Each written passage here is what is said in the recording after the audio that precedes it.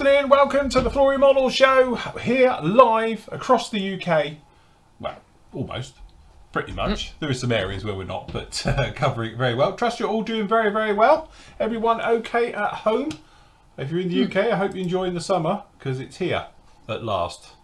Yeah, at least for this week. Yes, it'll be here till Wednesday, and then we're back into autumn. So good on you. Hope we're all doing very well and been doing lots of building and things like that. As you say, if you're with us this morning, you'll know what we're up to today. Basically, it's a very informal build. That's what we're doing. As you can see, Matt's down there finishing off his bus. It's the future. Popping out. Very nice. We'll have a look at it properly in a moment. Andy is finishing off his. Yep. How's it going? Is your candle all right? Does it smell nice in there? Yeah, I'll put it in the bathroom, John. Because it stinks. Does it smell all festive? It's like Christmas. Nathan's working on possibly the smallest F-16 you're ever likely to see this week. Yep. Very nice. Very cool indeed. And I'm currently finishing off, or hopefully we'll be into paint in a minute, getting the lightning done and working our way through that one. So anyway, hope you're all doing very well. We are up to various things across the measured net. If I have a look up here somewhere, where are we? We've got various special offers that are going on at the moment on the PM store. So it's pmmodelsuk.com. And obviously these are our specials board that is up available for you at the moment. These are already heavily discounted on top of the discount as well, so there's no extra discount on top of these. As you can see, some bits selling out there already. Okay, so if you want to grab yourself some stuff from there, and then obviously at the PM store, all kits, not tools or anything else like that, it's 10% a day as well. So it's 10% all on in-stock kits that we've got in there, as you can see around on that one. All right, and as you say, we've got a new arrival section is 10% off. Oh, look, Cobra's all going. And stuff like that, so that's all good down in there, as you can see. And then obviously from the Flory Model side of things, which is around here somewhere, I'm on the wrong bit, hold on, there we go, store, got specials as well, so it sort of shows special prices. It's only on the Sanders, and it's not on start sets and a couple of other Sanders because we're pretty low on those, so as you can see. But on 10 packs of Sanders it's almost a tenner off, and then obviously there's like 50p off all the individual packs of Sanders down in there like that. Unfortunately there's nothing on the washers and those because we're quite low on those at the moment. As I say, we're still struggling with stocks and those types of things. So yes, that's what we're all up to. What are you guys all up to? Can I just remind people that the special section, the discount's already taken off before it goes to checkout. Yes. Everything else, all the other kits in the store, the discount, 10% discount's taken off at the checkout. Yes. So don't. If you've ordered something on the special section, it doesn't show the discounts because we've already taken that off beforehand. That's why it says whatever it says. Sale. That's what it says. in the small print. So yes, you can see it all down in there. So trust you're all doing well. I'm absolutely cooking now. I've made the mistake of going out of the boat and it's proper warm out there. Having me lunch. So sorry about the squeaking. It's just we're leaving straight after the show to go away for the weekend. So the other half's packing right above me head. So it's like, So yes, we're all good down in there. Anyway, so hope we're all doing very well. All looks good down in there. What scheme am I doing it? Lightning. Is it in silver? Yes, it was going to be in the green one, but I haven't got the colour. So it's going to have to go into the silver. So we are going to be doing it in the kit decals, because I say it's just a quick out of the box build, this one. So we're going to be doing it in 92 Squadron from Germany in 72. With the blue on the tail. We'll give that a whirl. I think we'll do the blue next as a matter of course. Get the blue all done and then we'll put the silver on afterwards and go through with the measures of that one. So hopefully we get it all painted up and done for today. It will be very nice indeed. Part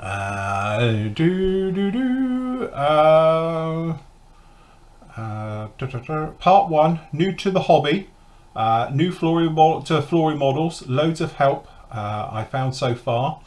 Where is the best place to go for advice on anything to do with painting acrylics, lacquers or thinners, etc.? Here. That's easy. Just ask away. Any questions you got? Dan's working on his Dreamliner, Hasegawa Dreamliner. Very nice. What kit is on the wall behind Matt? Which one? You on about the box art? With the pin-up artwork. It's a tin plate. We spoke about this on yesterday's show, actually. We were going off around the interweb yesterday looking them up. Yes. But yes, it's one of these tin plate ones from, which was it? Aviation Store? What was the company we reckoned it was? Yeah, that one that we said yesterday, and I've completely I've forgotten what it was I got now. it, like I said yesterday, I got it from React 4 years ago, I think it was, whenever we went and picked it up there, because there's quite a few and they're nice, I like them. So, but yeah, I can't remember now. Somebody put it up in chat. Dirk did it yesterday. Dirk, where was it from again? Where was it again from? That was it. Aviation Megastore or something. Aviation Megastore, but they've got them all in stock as well. But also, if you have a look on Amazon and things like that, we found a few on there in various places. Might be sold out now, because we mentioned it on yesterday's show and everyone was going wild for it. Yeah. John says, part 2, is there a comprehensive post on the forum or a resource online you can point me to, please? I'm very keen to learn as quickly as I can before screwing up too many models. Okay, John, if you're new to it, seriously, I'll just give you a quick thing. First place to have a look is, this is all going to be redone, but if you go into tutorials in here, this is all mirrored on the actual forum as well. Okay, but literally, if you go into here, we've got, click on learn more. This is like the basics of modeling. And again, I'm going to be redoing these throughout the summer, but we've got all the basics about it, about glues and things like that, about sanding and filling. We talk about rescribing, all these various different techniques down in here. These are all individual videos, so you can go off and see those ones. And then also, when you're into a little bit further, we've got airbrushing and various things down in here, which we're going to be doing as well. So this is sort of the airbrushing section. It talks about paints and thinners and ratios and air pressures and all things like that. So have a good look through those. And then obviously, if you go a little bit further down in here, we've got the quick tips area, which is something I was working on before COVID, and it sort of threw everything. But these are probably the more up-to-date ones you want to see. So we've got one about planning your builds, how to go about it if you've never done it before, things like that. And then obviously removing parts from sprues. We've got basically ones on glues. We've got cleaning your models. We've got priming. We've got decaling. We've got rescribing, vac forms. And then obviously we've got special ones as well, like painting and doing props and things like that. We've got making 3D harnesses and then other areas, you know, basically different sections of the hobby and stuff like that. So they're all in there right the way through. And then obviously, as a valued member, you can then obviously watch all the full video builds as well. So obviously the full video builds, you'll be able to go off, and obviously these are the stills from them right the way through, and it's literally a step by step, and I call out everything I do, and you'll see every single step along the way. But I think your best bet is just to go into tutorials and just have a look through some of those ones, and that will give you a feel for the actual where you're going, where you're starting out with the hobby, and everything like that. So, but again, don't forget, the forum is a very, very friendly place. We all started somewhere. There's no such thing as a silly question, anything like that. Post it up into the forum. I'm sure one of the guys in there will be able to help you out straight away, or if not, we'll be along straight away afterwards and can give you any tips, advice, things like that as well. Yeah. Friendly bunch. Good choice. Have to be in silver. Oh, well, there we go. We'll do it this afternoon. We'll get it all painted this afternoon. Is that the plan? Is she doing the river dance up there as well? Probably. To do with a few more joists. I think that's the problem. I think you might be right. That's why I've got a crack in the ceiling.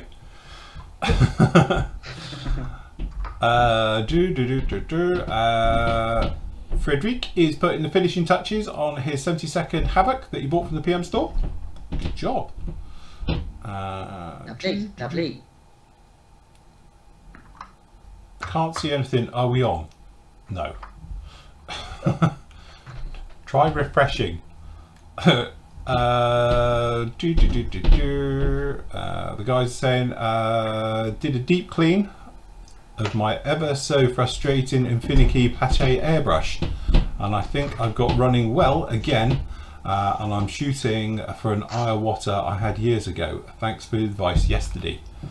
Again, we were talking about cleaning your airbrush and how in some ways it's better not to, unless you absolutely have to. If they're running well, just leave them well alone rather than playing with them and stuff like that. But sometimes you just have to strip them down, clean them out, strip them again, put them back together again, and go for it like that. But sometimes you can have really annoying little things like your paint won't flow and various things, and it can be the tiniest speck of something that's in there just making it go a little bit wayward. Yeah. What are good plane movies other than Top Gun? Iron Eagle, Doug Masters, back in the day, is what I grew up with. Good film. Flight of the Intruder, Yeah, definitely. I think, is one of my all-time favourite films. That's absolutely fantastic. Final Countdown. God, that's like a publicity film, wouldn't it? Eternal Zero, which I think I brought to your guys' attention, didn't I, a few years ago? Yeah. Absolutely stunning film. If you're into World War II, Pacific, Japanese stuff, that, you know, it's the Japanese side of it and explains a lot. It is in what do you call it, with the writing at the bottom, subtitles, that's the one. But at the end of the day, it's great because you can eat crisps and watch the film at the same time. But yes, so that's a very good film. And again, then you get the Hollywoody ones as well on top, which are, you know, as you say, Red Tails is quite a good film. Memphis Belle, if you want to go for things like that. What's it called? The French one with mirages flying around. Sky something or other. I can't remember what it is. It's in French, unfortunately. I don't think anyone's ever dubbed it into British, have they? Into English. But yeah, it's the French mirages. There's a couple of fantastic flight scenes, real air-to-air stuff with Mirage 2000s, Mirage 2000 BNs as well. That's pretty cool. You've missed Sky Fighters. Hey. Eh? You've missed Firefox. Firefox. Yes. That's what Stuart's for. But yeah, so they're very, very good ones. And again, it depends if you want to have them a bit more Hollywoodified or a bit more historically accurate and things like that. You know, there is some Speed and Angels. If you're into modern stuff, it's a documentary film that was done a few years ago. But Speed and Angels, you can find it. It's on Prime, things like that. That's very good. That's the last F-14 crews being trained. Yeah. What about Hot Shots? Hot Shots again. Cracking flying scenes in that, and the gnats, isn't it? I think we've got a biker festival going down the motorway. Sounds like 100 Harleys all going past. I bet it's a bit busy down your way, isn't it, today? Oh God, it's chaos down here. Yeah, if anyone's planning coming towards Devon, apparently north of Exeter, it's gridlocked at the moment, and it has been since 4 o'clock this morning. My mum's got some friends of her neighbours coming down, and literally they left Gloucester at 8 o'clock this morning, and they're still not here. So what should be literally a 2.5 hour trip. So Rob's asked what was Firefox based on? Based on a book? Yes, it was. Yeah. Wasn't it Alistair MacLean book or something, was it? Something like that, yeah. Yeah, I can't think who it was. Somebody will tell me in chat. Yes. Unless he was thinking of the actual aircraft. Because obviously, yeah, a lot of people have put the link in that it's supposed to be the MiG-31. Yeah. Because obviously the Foxhound and things like that. But yeah, I think that was a little bit different. But no, there is some pretty cool ones out there if you look around. Wings of the Apache, or as they call it in America, because it's got a different name, isn't it? With the Apache helicopters. I mean, Black Hawk Down's a good film. Black Hawk Down, yeah. That's a thinking helicopters. Airwolf the movie.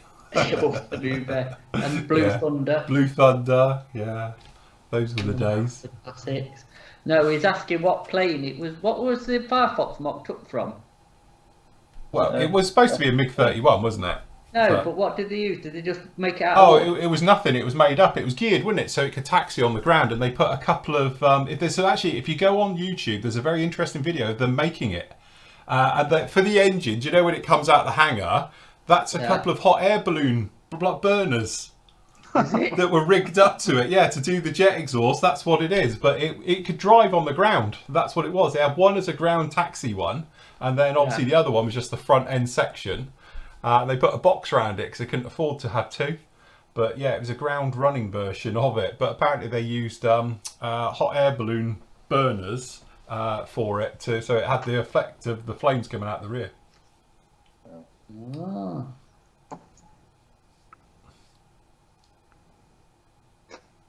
Who'd have thought? Yes. I think sometimes, like, if you're into your aviation, you can be a bit too fussy about aviation films, can't you? Oh, that's not right. That's not right. But I like the cheesy ones, like Midway. I thought that was all right. Depends what you want out of a movie, doesn't it? It Film is. out the film, I thought that was okay. Just Yeah. cheesy action. Sometimes you go in there and you just have to remember it is a film.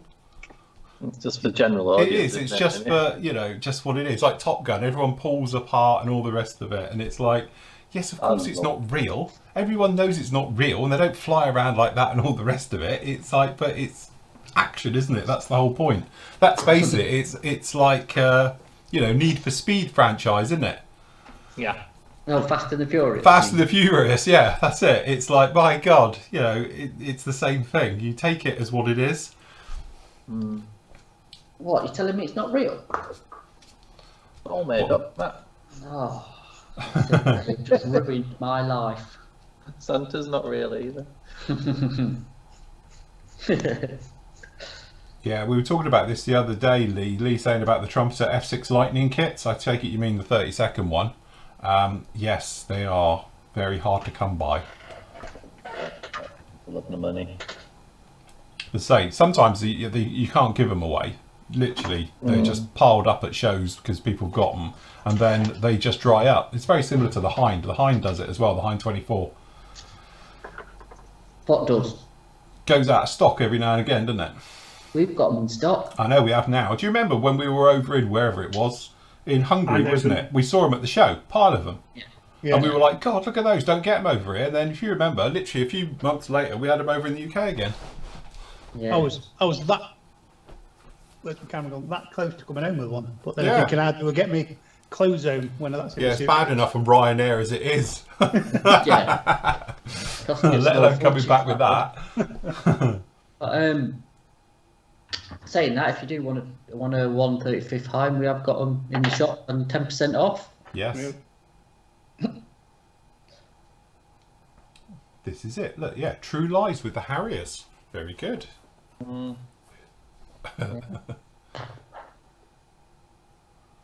Yeah, it's the same with the MiG-21 as well, 32nd.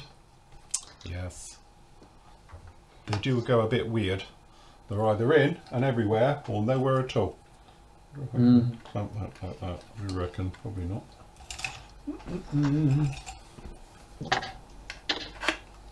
Aha. I thought you were Right. going to get out one of your super special brushes then, and What, one of my right angle brushes? yeah. Or the ones for painting around corners? So you're going to paint it in Vallejo then, are we? What, me silver? Yeah. No, I was thinking of maybe something else, like a very nice aluminium LP. colours. LP11. Oh, LP11, everything should be LP11, yes. Now I'm going to bung a coat of primer on it now, and I think what we'll do is we'll get the blue onto it once the primer's down, and then we'll mask that off, because I can use a little bit of LP6 for that, because that's close enough. And then we'll be good to go. We'll be able to get some colour onto it then, get some silver onto it. A couple of different shades of silvers, I think, and we'll be fine. I've got my book somewhere about it. Hold on, let me find my book. Let's see over here. There's my book. You've got your book. Yeah, I need my reference book. I've got a good reference book for lightnings. There we go. Oh Christ, don't do that. Catch. Alright, I'm okay. Trouble with this place, you touch one thing and something falls off. So this is a very nice book. It's book corner. Yes. This is the Daco Productions one on the Lightning. Very, very nice. That is a very good book. Very, very nice That book. was brilliant. I've got that book. John gave me his copy of that. Did he? Yeah. He Was did. he, was he drunk? No, he was completely sober. Says he doesn't need it because it's not got the red star on it. Yes. Off the islands.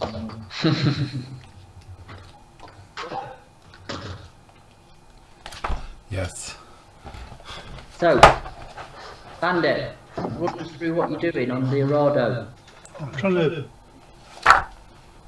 Oh, nearly swore then. Go on, do it. It's going really well, we can tell. You'll be glad we're making you do this.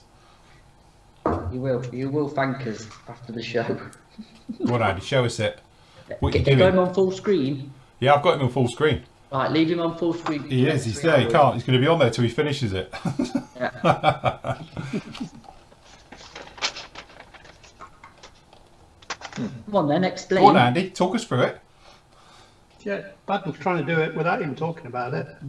Can't even put it on camera. Can't even see what you're doing. Where's your giant overhead one? Yeah, your studio camera. Yeah.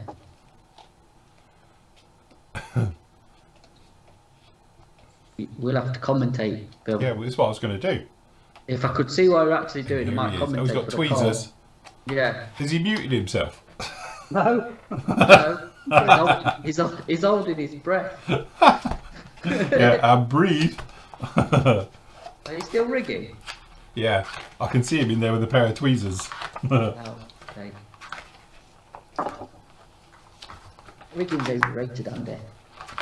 Yeah, you don't need it. No one will notice, apart from us. And the 434 people watching, you'll be fine. But they won't say anything. No, that's it. You're amongst friends. Look, he's being bored. Right, show us what you're doing, Matt. Show us your bus. There we go. Hey, boss. Look, you even get a spare wheel for it. Look at that. Well, you get a choice of the badge or two. Actually, you get a choice of 2 spare wheels. Ooh. You can whack on the front look. The one with a hubcap or one without a hubcap. Very I'll put the nice. badge on. So it does literally fit like a real VW bus. And there is, like I said earlier, a bit of weight reduction. There's a couple of bits have fallen off. Yes. But you know. Just like the real thing. Just like the real thing, yeah. It is actually like the real thing. Hmm. But yeah, it is stat fit to a point, but it does need glue. Hmm. But it's actually looks like a Type 2 to me. I was going to say, how was it as a build? Actually, really good. Well, I built it in 2 Yeah. hours, wasn't it, this morning or whatever Yeah. it was. So apart from clicking some, and I can take it all back to bits and I can paint it. So I'm quite impressed, to be honest. I really am. And again, when this top comes off, they've got a pop top conversion coming out at some Yeah. point this year. So you can do like a camper van version, which I presume I've got this part extra that I've really been trying to work out what it is. Is that the old parcel shelf bit? It must be something to do with, yeah, it's not on the instructions, but I am wondering if it's to do with the camper van version Yeah. or the pop top version, I don't know. But I've left the lights off because, for obvious reasons, the rear lights need painting. Hmm. But again, I think they'll be alright. They've got the chromey bits and the hubcaps and the mirrors and stuff, but I'll leave them off because I'm going to take it to bits again. But yeah, actually recommended, to be honest. Really, yeah, nice mojo build if you're into that sort of thing, and it's got lots of weathering potential, Well, yeah, absolutely. Yeah. hasn't it? So, Yeah. like I say, it should sit nicely with them things up there, I think, when I've done. Yeah, it will. Yeah. So, yeah, all good. Very nice. Very Can't good complain. indeed. There you And go. how's it going, Nave? Alright, I'm just getting. I've lost one of my pylons, one of these. So I'm just blanking a few holes off and I'm ready to spray. Very So I'm going to nice. start with the white and then work my way around. Hmm. It's a lovely little kit. Looks like an F-16, doesn't it? It does. So the canopy glasses could do with a better fit there, but be right. Theory. Oh no. I'm just waiting for that bit of glue to dry and I'll snip off these plastic inserts. But it only comes with fuel tanks, so I'm thinking, you know, it looks good. Do it in aggressor. The aggressor's like so many different colours. I was going to say, yeah. I mean, this one's got enough colours as it is anyway. Look, 4. Yeah. So focus is struggling with the move then, didn't it? So I'm just going to crack on with painting it in about 2 minutes. I'll just snip those little where I've plugged it. I'm going to see probably a knackered airbrush. Be cleaned, and then me trying to spray 4 colours all in short succession. touch wood, it'll be fine. Somebody's asked on our chat, what's the best colours to use for SU-27 engines? Oh. What, All 50 sorts. Shades of Blue? Yeah, yeah, literally.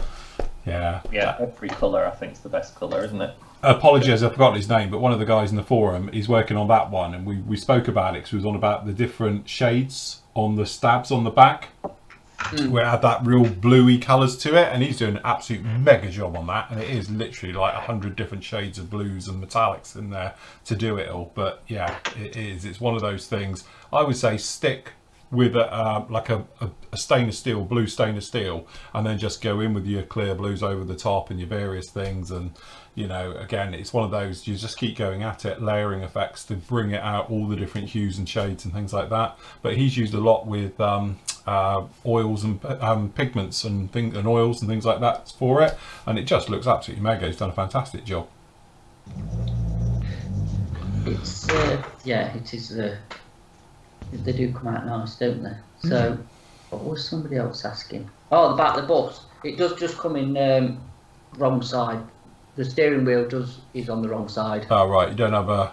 You don't have the option like you do with the Jag, where you can have Yeah. left up right. This one is just left-hand drive. So, yeah, shame really, but there you go. I presume it's a cost-cutting thing because obviously it's a snap kit, isn't it? So, Yes. yeah. That's the thing I wanted to ask our friends in the States. That was it.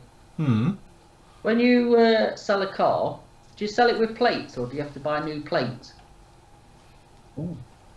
Because what they saw it like someone I was watching on YouTube, guy I've started following on YouTube, and it was registered in one state and then it was sold to somebody else in a different state, but it had got not the old state on it. I think it was Kentucky, and it'd gone somewhere else. So do you have to buy plates for them and stuff like that, or does the plate stay with the car? If you buy a car from a different state, do you think you have to put new plates on it? Yeah. Basically, yeah. Or if you sell it in the same state, does it stay with the same plate, or do you? But you have to register them and pay the tax and everything, and it comes as part of the. I don't know. That's what I'm trying to work out, because it comes with what's the paperwork? What do they call it? Because we call it. Yeah, they're saying here that yes, you do, because the plates are like your road tax. So the plates on your car. Your own plates. So yeah, you obviously have your plate. Then is your tax as well. Oh right. So Lynn's just put you must get new plates even if they stay in the same. So literally like that. So what you're saying is you get your own set of plates that stay with you. Is that how it works, is it? Or not? Or have I misunderstood that as in... Vehicle tags depends on the issuing jurisdiction. Some are plate to owner, some are plate to vehicle. Ah. Oh, right, okay. Yeah, apparently the plates only change if you buy the car out of state. So how do they know how old a car is? Because we obviously have on our plates, we have like the year it was kind of registered, I suppose. Not the year of the make, but you know, I've got a 2010 BMW, so that's a 10 plate over here. Or what was the other one? Was it a 61? 60. 60, wasn't it? And then they did, because they did it twice. So how does it work in the States with knowing how old a car is? Because I've got some plates that came with my Beetle, which are US plates, but somebody obviously bought them, and you know, it didn't come with, you know, just came strapped to the car with UK plates, you know, because they're better looking, aren't they, to be honest? Yeah. US plates than ours. See, they're saying a lot of it is jurisdiction, depends obviously state to state is different one. Right. But I think generally looking in here, they're saying if it is staying in the state, the same state, you keep the plate. If it goes to a different state, looks like you should have a new plate for it. Right, okay. Oh. So how'd you go about like legality of driving on the road? As in, we have an MOT, don't we? So what's your... Depends on state. Is that a state thing as well, is it? Andy knows who I've been watching, that's why I'm asking these questions, because pulling stuff out of fields and getting them running, then driving them 500, 600 miles is... Yeah, they're saying here that some states issue classic car plates for cars that are over 25 years and older. Right. So, Okay. so that's a bit like we have as well. We have classic car status, so they're tax free. Yeah, they used to be. Are they still? I don't know. So I used to. Right. Year is on the registration. Nothing on the plate for the year of the vehicle.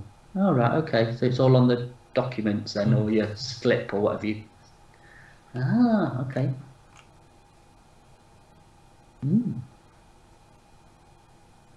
Interesting. It's good in some ways because then you can't. It's a bit of a status symbol, isn't it, around here? So like you have to put private plates on to make your car look a bit newer. Yes. Or to disguise how old it is. Yeah. What are you trying to say? Just because I've got a private plate on mine? See? Mine was my late father's, so I put it on my car. Well, that's a family heirloom. That's all right, isn't it? Yeah. But yeah. They said, are you planning on buying a Mustang to import? Sam, Sam buying one. I need him to pay some bloody kicker Yeah. for me. Oh They right. say That's it. generally, all vehicles require a safety certificate, basically equivalent to an MOT. So yeah, they have an annual one. Some areas have to have smog exemption as well. Yeah. I think I would, to be honest, I would love a pickup, an old pickup, American pickup. But over here, they're just so expensive. It's ridiculous. The imported ones. Yeah. Plus, well, our roads aren't the widest, are they? No, And you won't be parking it in Asda. Yeah, US cars aren't the smallest, so they're not really suited. I can imagine bombing down where you are, Phil, in a Buick. Yeah, you try and get around Devon lanes in a Buick. A massive. That ain't gonna work. So there's reasons why we have small cars, isn't there? Because we've got small roads, and because they were Ours are literally designed the width of a horse and cart. That's exactly, it. yes, that's what- Because they never passed each other either. That's how the villages round here are designed. Literally, the houses are so close to, it is. You can't get big vehicles down them. Down our way, it's that bad that Cornwall especially has different ambulances to the rest of the country. Because they have van size. You usually get the big square ambulances. Well, down in Cornwall, they have ones that are like a thin vans to be able to get down the lanes to the small little fishing villages and things like that. Because you can't get a normal ambulance down to them. Jeez. and also the cost of our fuel, so we don't have big engines in them. Yeah, that's the thing. What is the price of fuel in the States now? What's it a gallon? Roughly. About $5. But then a US gallon's smaller than a UK gallon, Yeah. isn't it? Because everyone always says about, the price of that. And it's not the same size, though. No.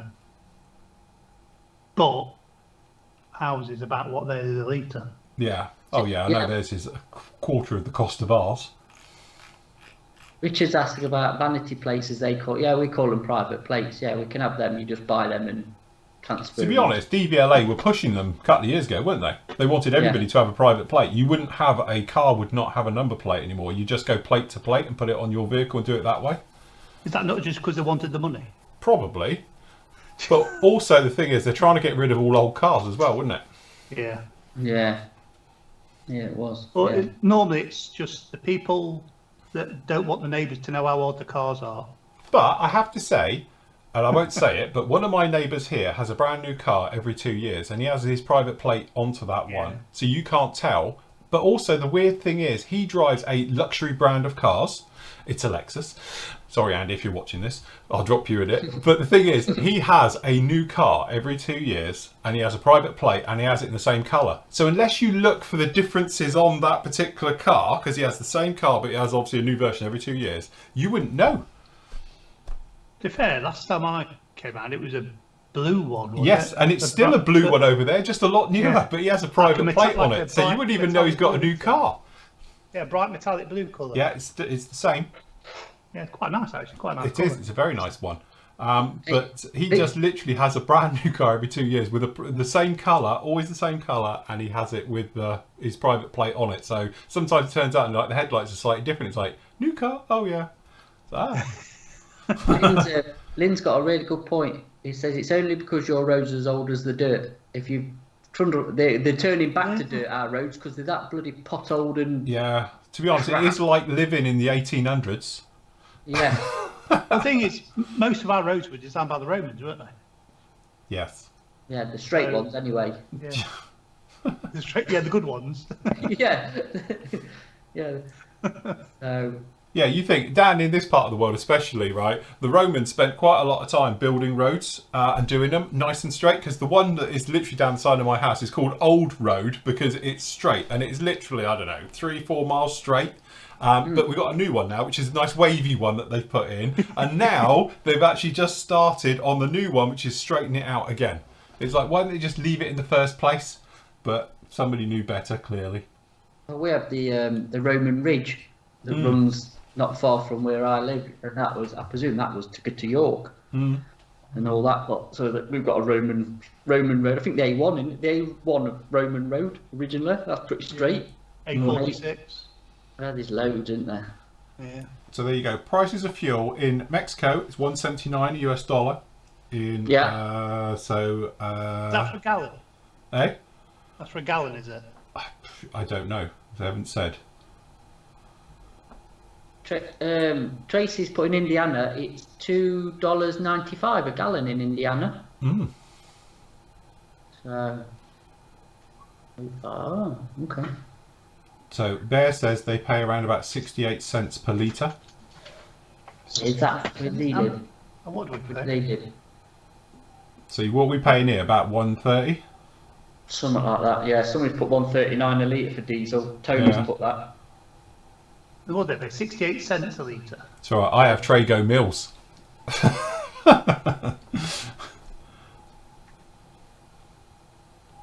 And then it's £1.30, $1.30 in Toronto.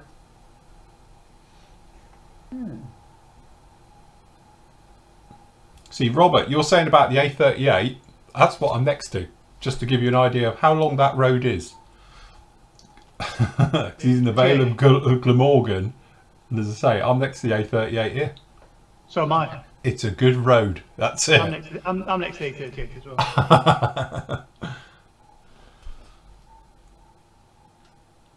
68 What's, cents, 49 pence. What's your speed limits on your motorways, freeways then, in the States now? Again, they're different state to state, isn't it? But I love the way with them though is that they don't have a fine for speeding as such, is it? You get fined, but you can carry on as many as you like.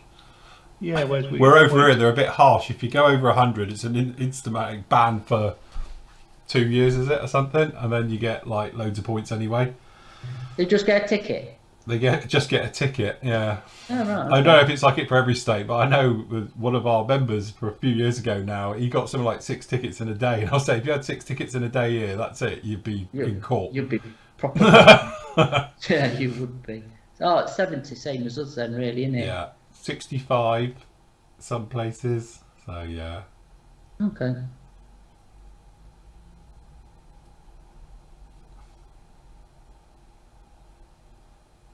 Remember the blockade when petrol went up to 80 pence 20 years ago? I can remember when petrol was less than £1 a gallon. Yeah, I do as well. Yeah, absolutely. Yeah. Yeah. Yeah, that was I remember it when it went over £1 and everyone was up in arms about it, and you think now, like, yeah. But that's when they changed it to litres, isn't it? Because then Yes. it made it seem... So yeah, it conned everyone. Well, you gave more for your money. Yeah, it felt like it. I don't know. Now, one of these I've already opened. I can't remember which one it is. It must be that one. Frederick says in Finland it's €171 per litre, which is equivalent to $7.98. Sorry, $7.89 US dollars per gallon. Wow. Wow. Yes, I've been on a speed awareness course not that long ago. Yes, that was fun morning. I can tell you. Oh, jeez. Yeah, there are areas, well, Frederick. Speeding tickets are linked to your income, aren't they? Mm. If you don't take the speed Are awareness they? course. I didn't know that. Yeah. So what? So if you play like I'm skint, you don't pay as much as somebody who gets caught. Who's on good income. Yeah. I didn't know that. My lord. How fast were you going, Matt, when you got pulled? Yeah. Because I don't know what I was doing actually. I think I was doing 14 or 30 or something, or 35. And I can't remember. I've been done once, Massive. and I didn't get a speed awareness course. But I don't think they did speed awareness courses when I got them. But if I get pulled again, I'll be fined and points because you've got so long. 3 years, isn't it? Is it 3 years? Yeah. Yeah. Oh, there you go. You're doing 90 on the M5. Undertaking an unmarked police car. Yeah. See, Oh, who does things like that? I don't. That's nothing to what. Who goes around doing police cars? There you go. He doesn't like talking about that, does he? He does. He glosses over that, doesn't he? There's no to say, is Doing there? his Fast and No, Furious no, with the local nothing. constabulary. Hey, nothing happened.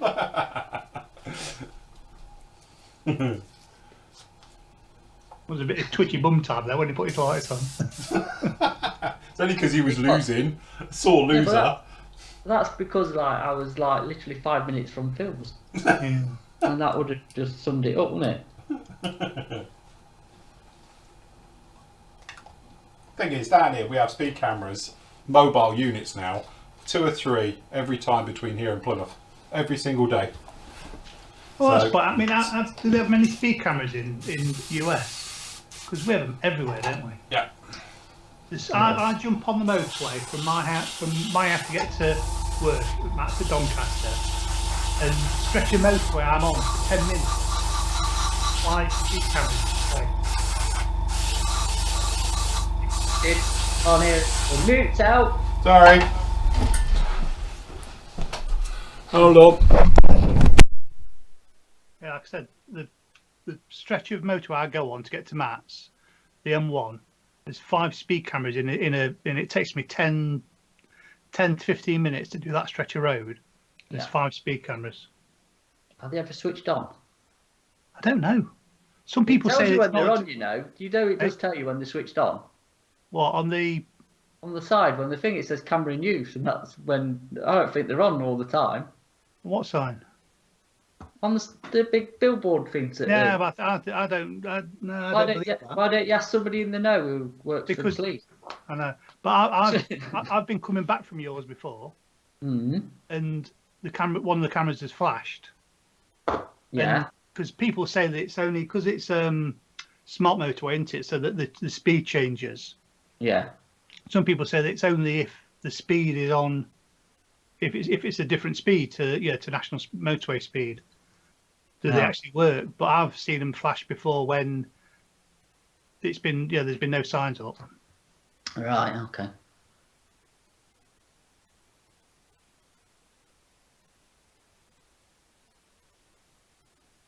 Yeah, you're right. They are cash cows for those, I'm afraid. But what do you do? Neil says M1 between 14 and 17 is paid for. Yeah, I do 19 to 31, and it's 19. You don't do 19. sorry 29 to 31. I was going to say 19. 19. That's, Have you moved? Yeah, 29 to 31s. And I've got the run to 26, junction 26 tomorrow. yeah. That's fun. So sometimes I just go down the A1. I prefer the A1 It's a nicer drive. Could, as long as there's no lorries or caravans or tractors and things on it. yeah.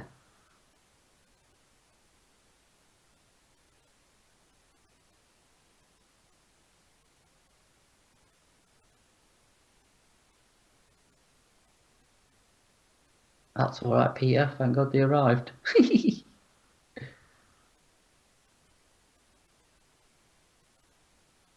All right, week after we posted them. There you go.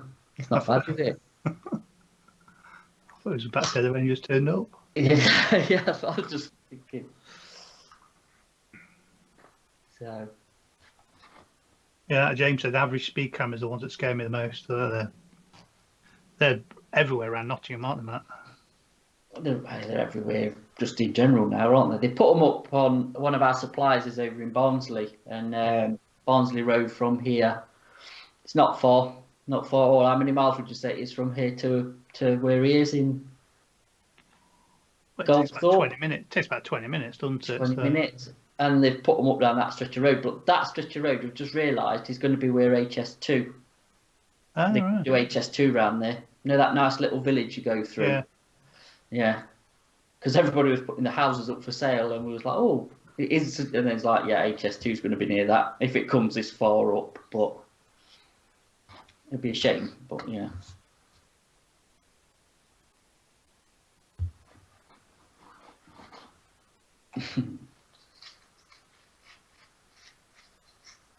Has he not got primer on that yet? He's normally he's milking that a bit. He'll just do the grey scheme. I don't think he can on that one. It's an early light. Yeah. Could do a whiffy.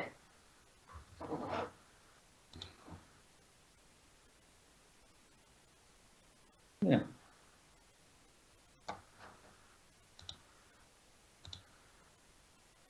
I thought he was doing it silver. What's he primed it in? Why is he not primed it in black? Don't know. We'll ask him when he unmuted. Oh, he's on his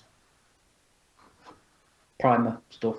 So he's mixing it in his. Yeah. That's it. Don't do that, everybody. Mix it in your airbrush. James says, have you finished the Arado yet, Andy? Yeah. No, he hasn't. No. He's not far off. It's not far off. It's just I'm rigging now, and it's proper. Doing my mind in. Just think of the new project you can start when it's finished. Yeah.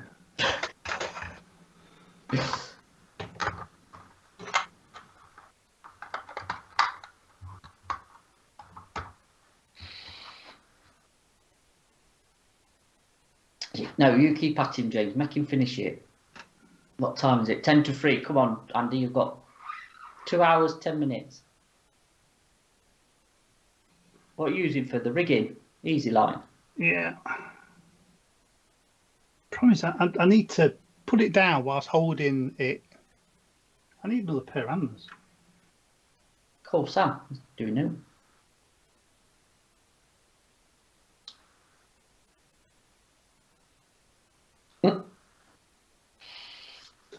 There's no space on Andy's shelf for Doom. I bet you've literally got nowhere to put that if you put it to one side, have you? No, not really. No.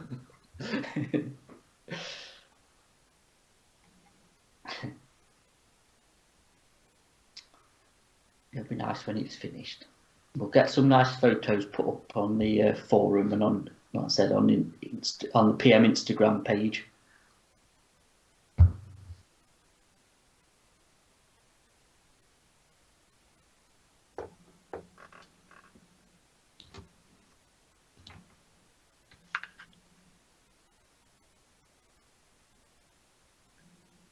Is that the 48th one, James, or 32nd one? Because mine's languishing down here because I've been distracted by things.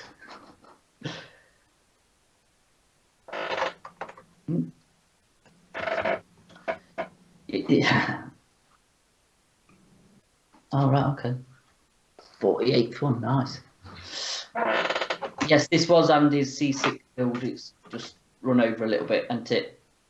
A bit. Just a bit. He had good intentions to finish it, but you know.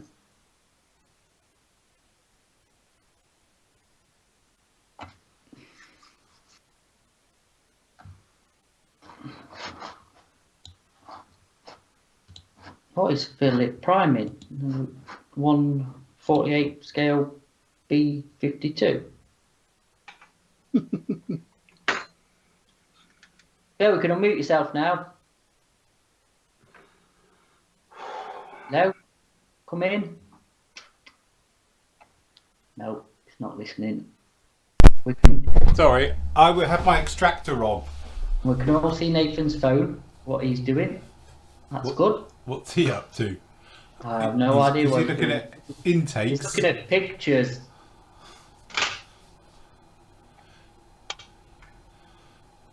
Good job he's not on fans only then. He's looking at intake. Crikey, that's a bit on that scale, isn't it? He wants to do the outer lip. That's a big mouth, block 50. He's muted. Can't hear him. Oh, is he muted? Oh, he's back. I'm just trying to work out where the white bit starts and finishes. Yeah, it just has a lip, which Tamiya very nicely have it as a separate piece. Tell you what, because I've spilt a load of LP something or other, it doesn't have stinking in it. Right, you just clean out your hairbrush.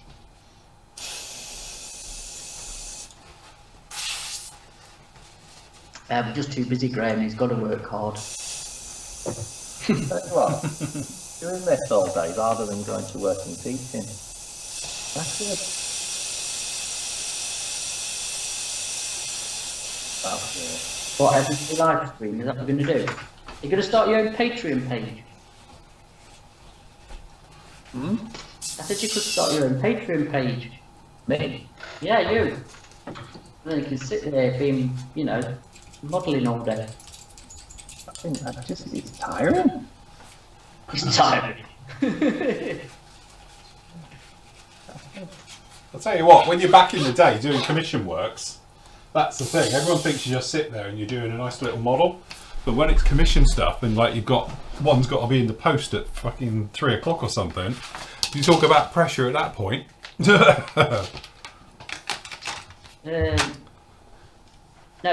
Tom, you don't do paint charts, but you can just print one off the interweb.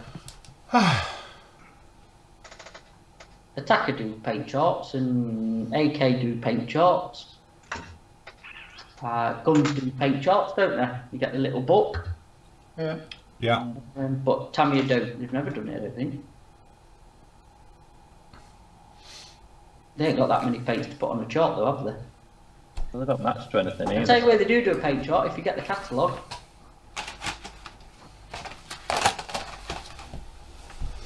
That's what I'm doing. I'm doing the F2.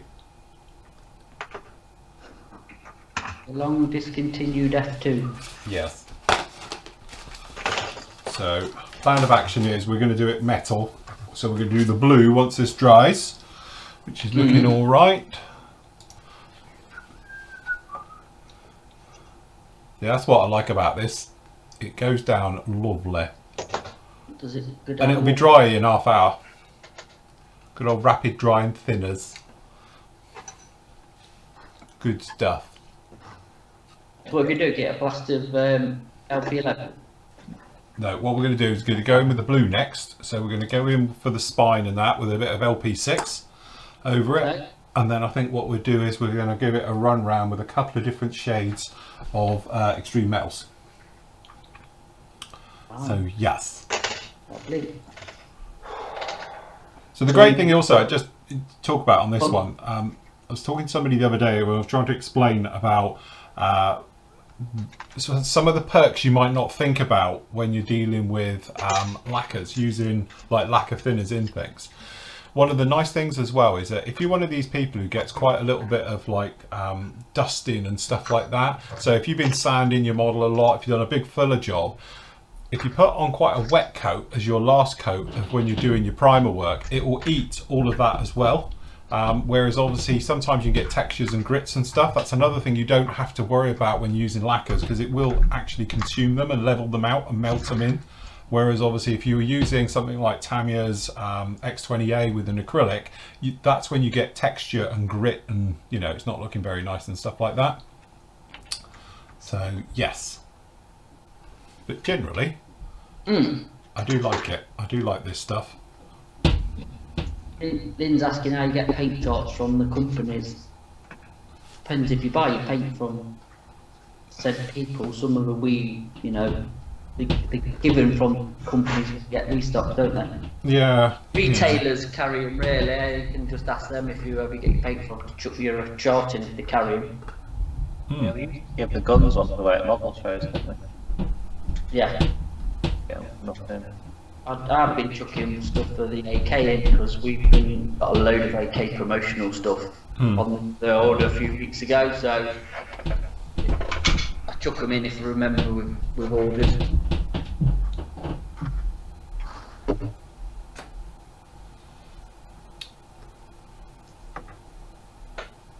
I suppose you could always shoot an email to said companies, can't you?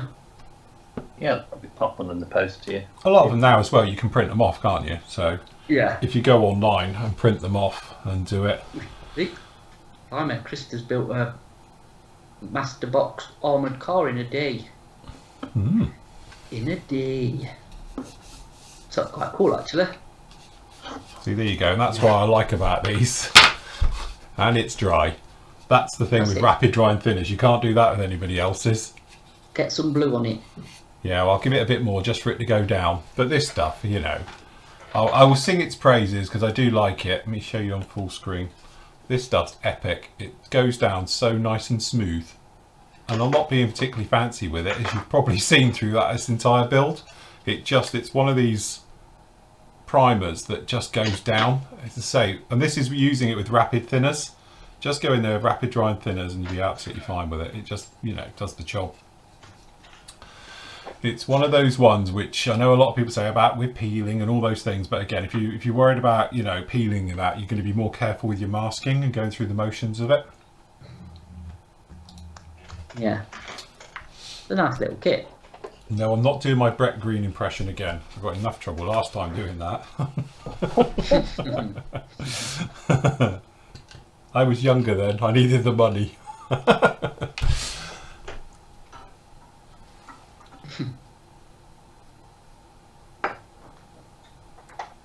What's happening in YouTube chat? Yes, that's what they were talking about, me doing my Brett Green impression. No.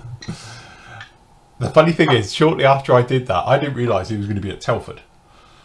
And it was only literally a few months after that, then he was at Telford and everyone was saying he's going to come and talk to you. Oh, God. Lee, do not call me Mr. Flory. I only get to call Mr. Flory when I'm in court. No, I'm not doing the German ones because I was going to, because I was going to mottle up the green. I thought it would be quite interesting to sort of weather in the green a bit, but I haven't got any, so that's gone out the window now. So we are doing it as a metal bird. So we're going with the 92 Squadron. So it's going to have the blue tail. We're going to just give it a couple of minutes to dry, and then we'll get in there, get the blue onto it, and then we'll get that masked off because it's LP as well. Rapid drying thinners it'll only take half hour to dry, and then we can get the next get the metalwork all onto it. It'll be fine. Oh, that looks better, doesn't it? That looks a lot better with the white on it now. I'll tell you what, it is that thing. You didn't have to paint it, could you? No, that's it. Is, you know. You could just glue it together and just have it like that. You could. For people starting out in the hobby and everything else like that, it's a great starter kit. But then, like we said, most of the starter kits, you could go to town on them and fully detail them. Yeah. Let me stick you on big cam. There you go.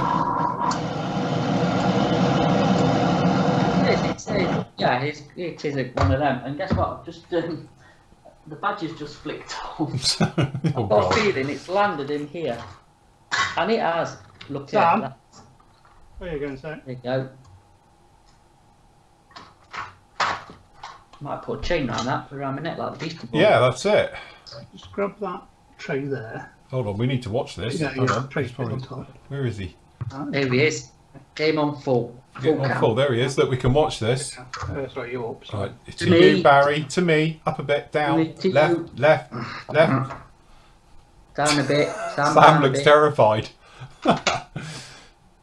No pressure, Sam. You're Yeah, no you're pressure, live Sam. on If this all YouTube. goes wrong, it's going to be your fault. And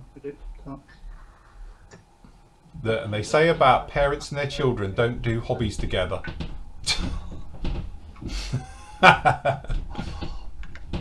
Tell you what, this is supposed to be stress-free bloody. Oh dear, this is. Hey, it is for us. The kit Nathan's building is a trumpeter F-16, isn't it, Nath? Is he muted? Yeah, I think he's muted. Yeah, it's a trumpeter 1144 F-16. Yes.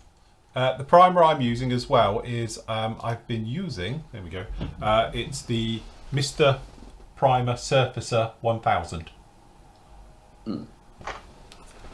Yes. If you mix it with, you know, this is like the top tip. I don't tell anyone, but honestly, just buy that. Have we got any in stock? Oh, did I? Well, I was going to say, can you put me another bottle back?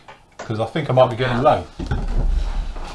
Let me check my secret stash to see if I've actually got any more. Or are we actually running out? Yeah, no, I'm going to need another bottle. Yeah, I've got a bottle of leveling thinners, but that's it. So I might need another bottle of rapid thinners when you get a restock. It might cost you on the black market. But yeah, if you use it with Mr. Surfacer, any of them, the normal ones, or I've got a normal one. I don't know what I've done with my one. Where's my Mr. Surfacer gone? I can't see them. Oh, they're down the end. So yeah, but if you use them, they're absolutely fantastic. It goes off, it goes on smooth. Don't think it will give you texture and stuff like that. It won't. It'll be absolutely fine with it. It'll be fine.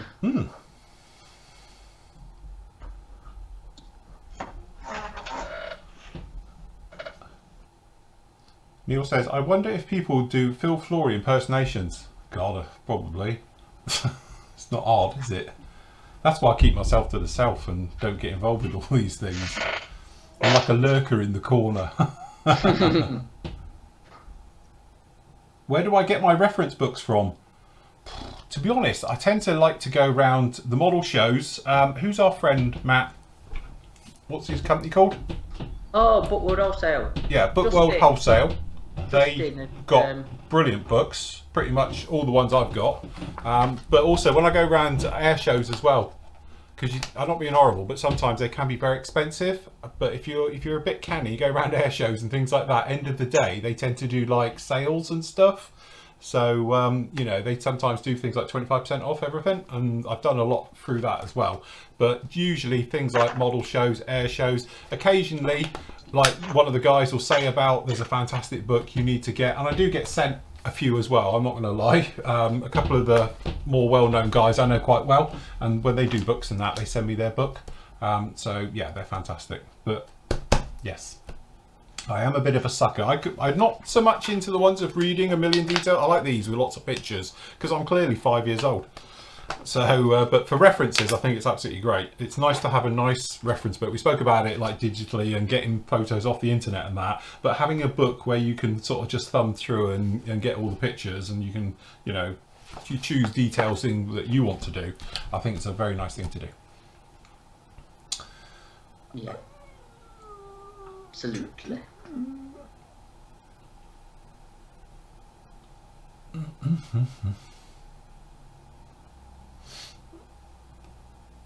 Yes, the Phil Flory fan club. Well, we've got a few. We've got a few members. Couple. And don't forget, you can join the Flory Model site by clearly just flicking over to here and going to subscribe and join the other 2,500 members who are part of the Flory Models family. Full details are in here under subscribe. Like and subscribe. And don't forget, we are on Patreon as well, so we can see it down in Patreon and all the other areas as well. Where I am here. How many Patreon members you got now? Well, this is the European ones. We're down to, what we got, 56. Alright, okay. So, but to be honest, they're not allowed to join until next month, because obviously Patreon charges. Don't join Patreon at the moment, everyone. Seriously, because the thing is, they charge you on the 1st of every month. So obviously if you joined it now, you'll get charged again on Tuesday. So don't join it for the moment. So yes. Yeah, it's not a running thing, is it? It's just no, they don't. Like, if you join the main site the normal way, then obviously that charges you per calendar month. So if you join on the 5th, it will bill you on the 5th of every month. If you join on the 20th, it will do it on the 20th of every month. But Patreon do it on the 1st, which is a bit weird. Yeah, that is bizarre how it's just not rolling, isn't it, really? Yes. Where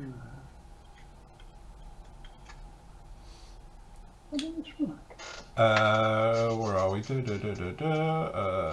Where are we? Barry says, have you guys used the AK primer at all? You haven't, you, Matt? Which one? They do a lot of primers. Yes, we've got a lock here.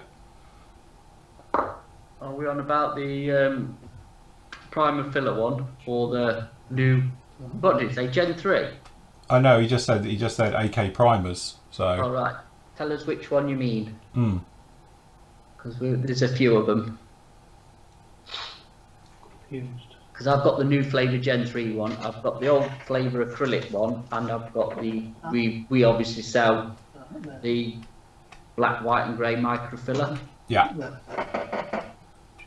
It's quite a nice product actually, I like that. Mm-hmm. It's lovely watching a family come together through the art of modelling. It- It's almost like one of those 1970s adverts, isn't it? You did it wrong. You gotta read it wrong. Yeah. They just need some nice pullovers. Yeah, get some nice tank top. Yeah, And Andy's got a pipe. that's why I might get Andy a PM tank top. What's wrong with With the new Look, work no one wear. cares, it's on the underside. We're never going to notice. that? I think I've gone from wrong old to wrong old. Oh, Oh so, no. is that what Shell said?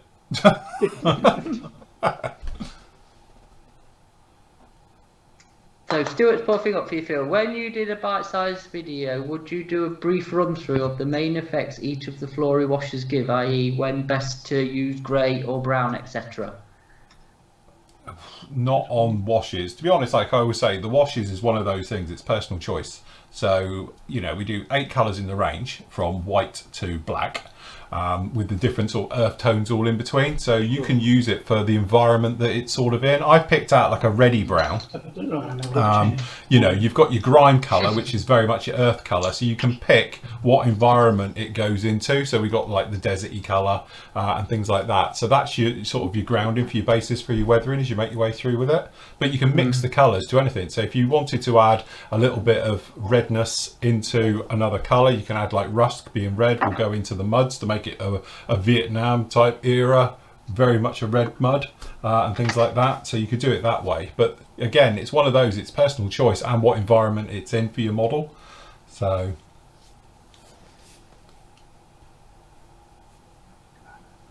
Bring it the other way around so it looks like the picture. do you mean? So, Yeah, but it is what I'm supposed to have. That one there. Supposed to go to that one there.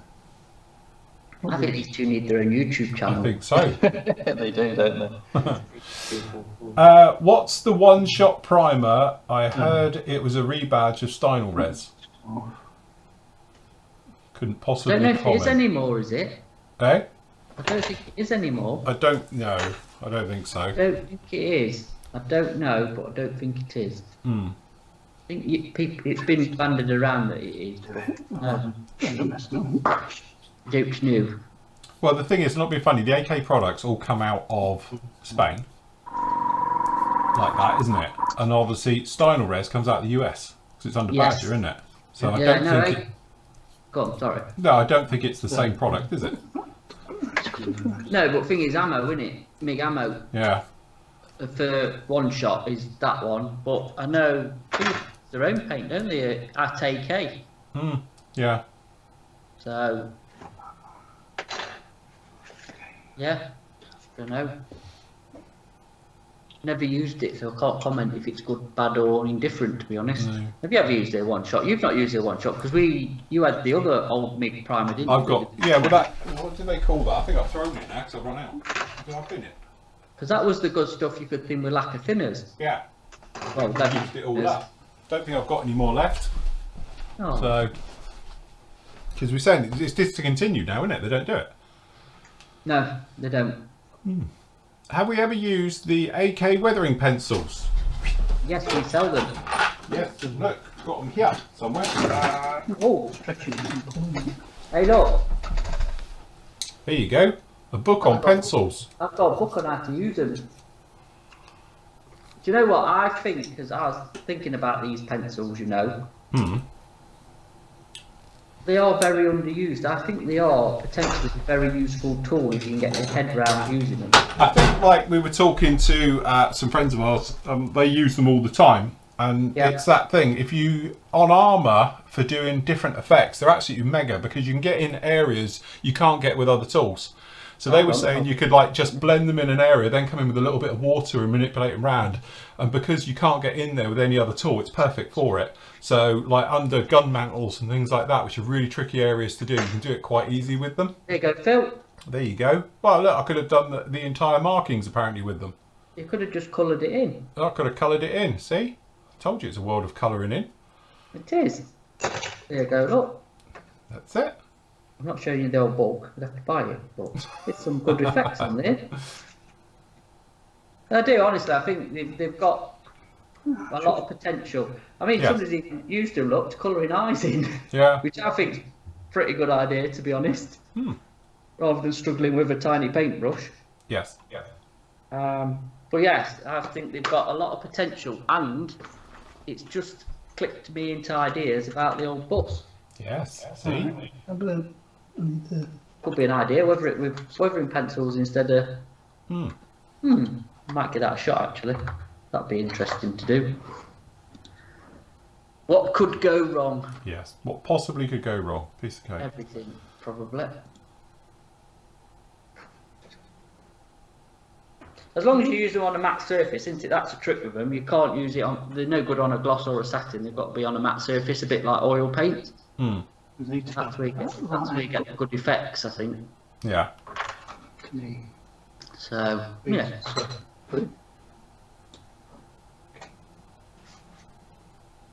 We can't get sweet models, I'm afraid, Nigel. I've got no idea where to get sweet models from. Don't even know who the stockist is actually in the UK, if anybody does them. Nathan picks his up at shows and that, or online.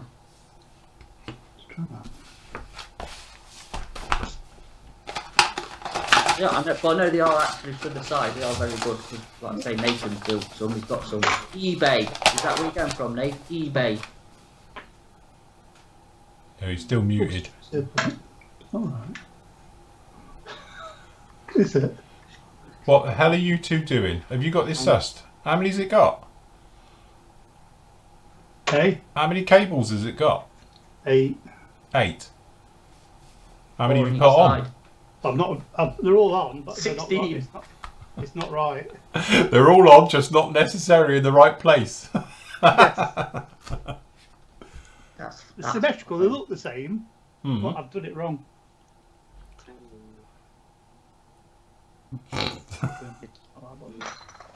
Is Nathan, are you still muted? Yeah, he is. Still Here he playing. comes. Unmute yourself. That'd be right.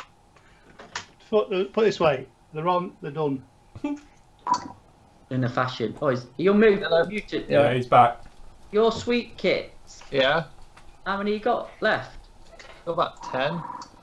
And where did you get them from? eBay or show? Because I've been with you when you've picked a few up at shows. Yeah, I've picked them up over the years at shows or eBay. Yeah. I could do a deal if somebody wants to take a few off my hands. I'll dig them out. I think they're about £10 a box, so it's about £5 each. But they are tricky to get hold of. You see the rigging. But there is definitely a link between Sweet and Tamiya. There is some sort of, although the decals are a lot better. But I've got a few spares. If somebody's desperate, I could sell them on. Nigel's asking on the chat. Yeah. So I'll dig them out in a bit. If Nigel wants to PM me, if there's one he's after, I'll see if I've got it. hey, Rogers, have you been spraying black on your lightning? Only for pre-doing the cockpit glass. Right. Right. Rogers asking. Yeah, it was only to pre-do the inside of the canopy and had a bit left over to just run it down some of the seams. Oh, there you go. There you go. Oh, apparently Sweet was started by an ex-Tamiya engineer. Interesting.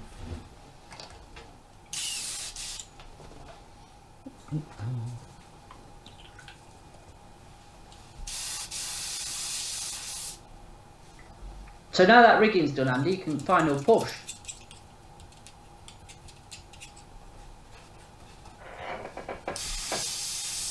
Are you muted as well? Why is everybody muted?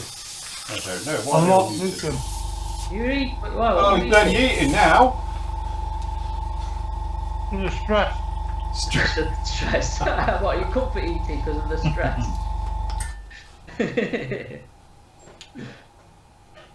Wagon wheel. Whack and wheel.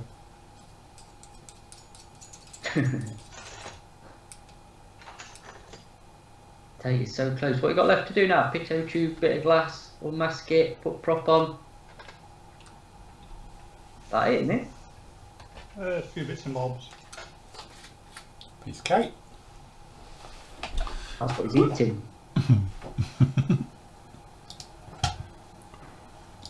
Right, I'll just mute for 2 secs. Oh, let's get sprayed. Right. We're all going to watch you spray.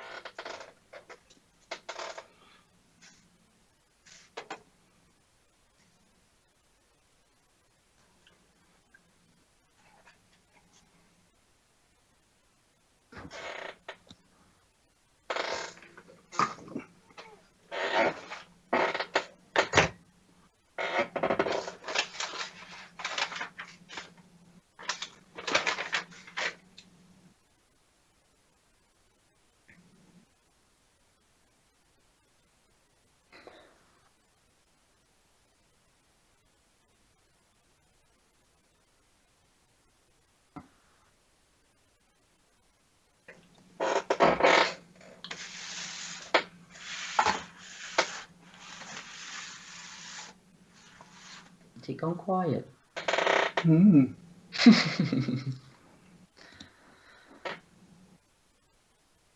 Right. Cool. We've got some questions here. Roger, when will the shop be open? Hoping to be up in Buxton in August. You don't know yet. Don't know, because we're not exactly sort of designed for opening at the minute. So, yeah. Ask us again near August. What brushes do I use for fine detail? I'm looking for 1 or 2 that do fine detail. I'll tell you what are good, and I've got one on here, and I don't know if we've got any left in stock, are the Tamiya ones, the proper expensive ones. Winsor & Newtons are good. I'm going to try out these, the Ab Teal 502 Kolinsky ones. I don't know how they're going to perform.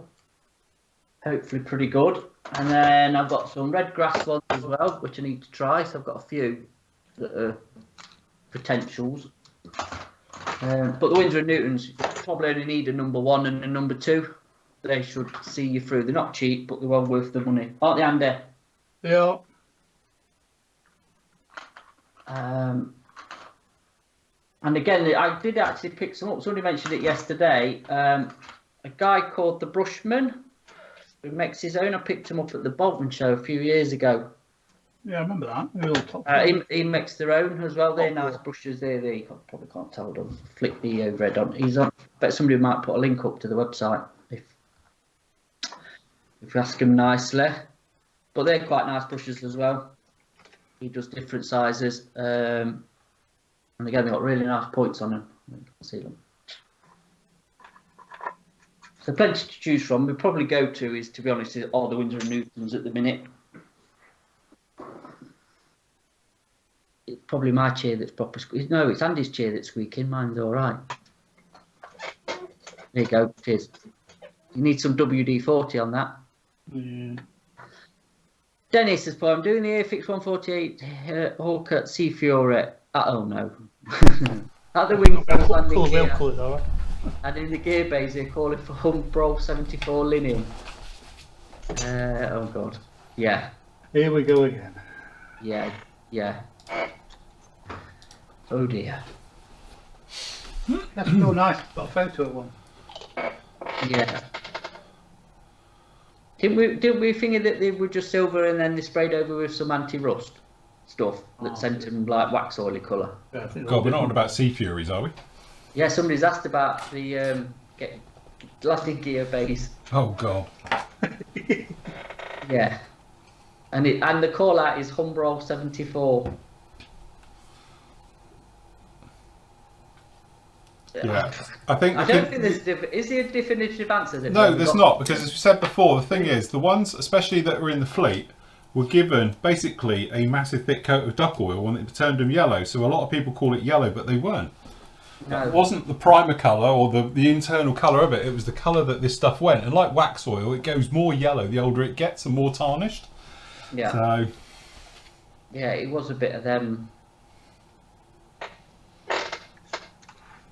The Abteal ones aren't in stock because I'm trying them before we stock them, to be honest. And I think the Tamiya ones are out.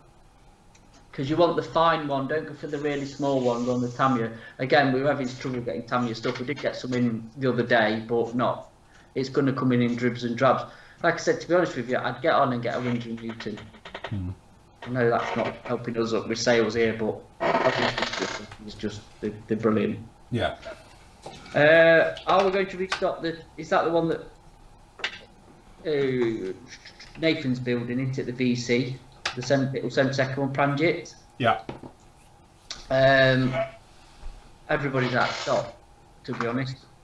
But yes, we will be restocking them as soon as I can get some. We'll stock in the new 72nd Wellington Mark II. I would have said so. Yes, we will be. Yours. Dennis has put, did I open a can of worms? Just a little bit. Yes.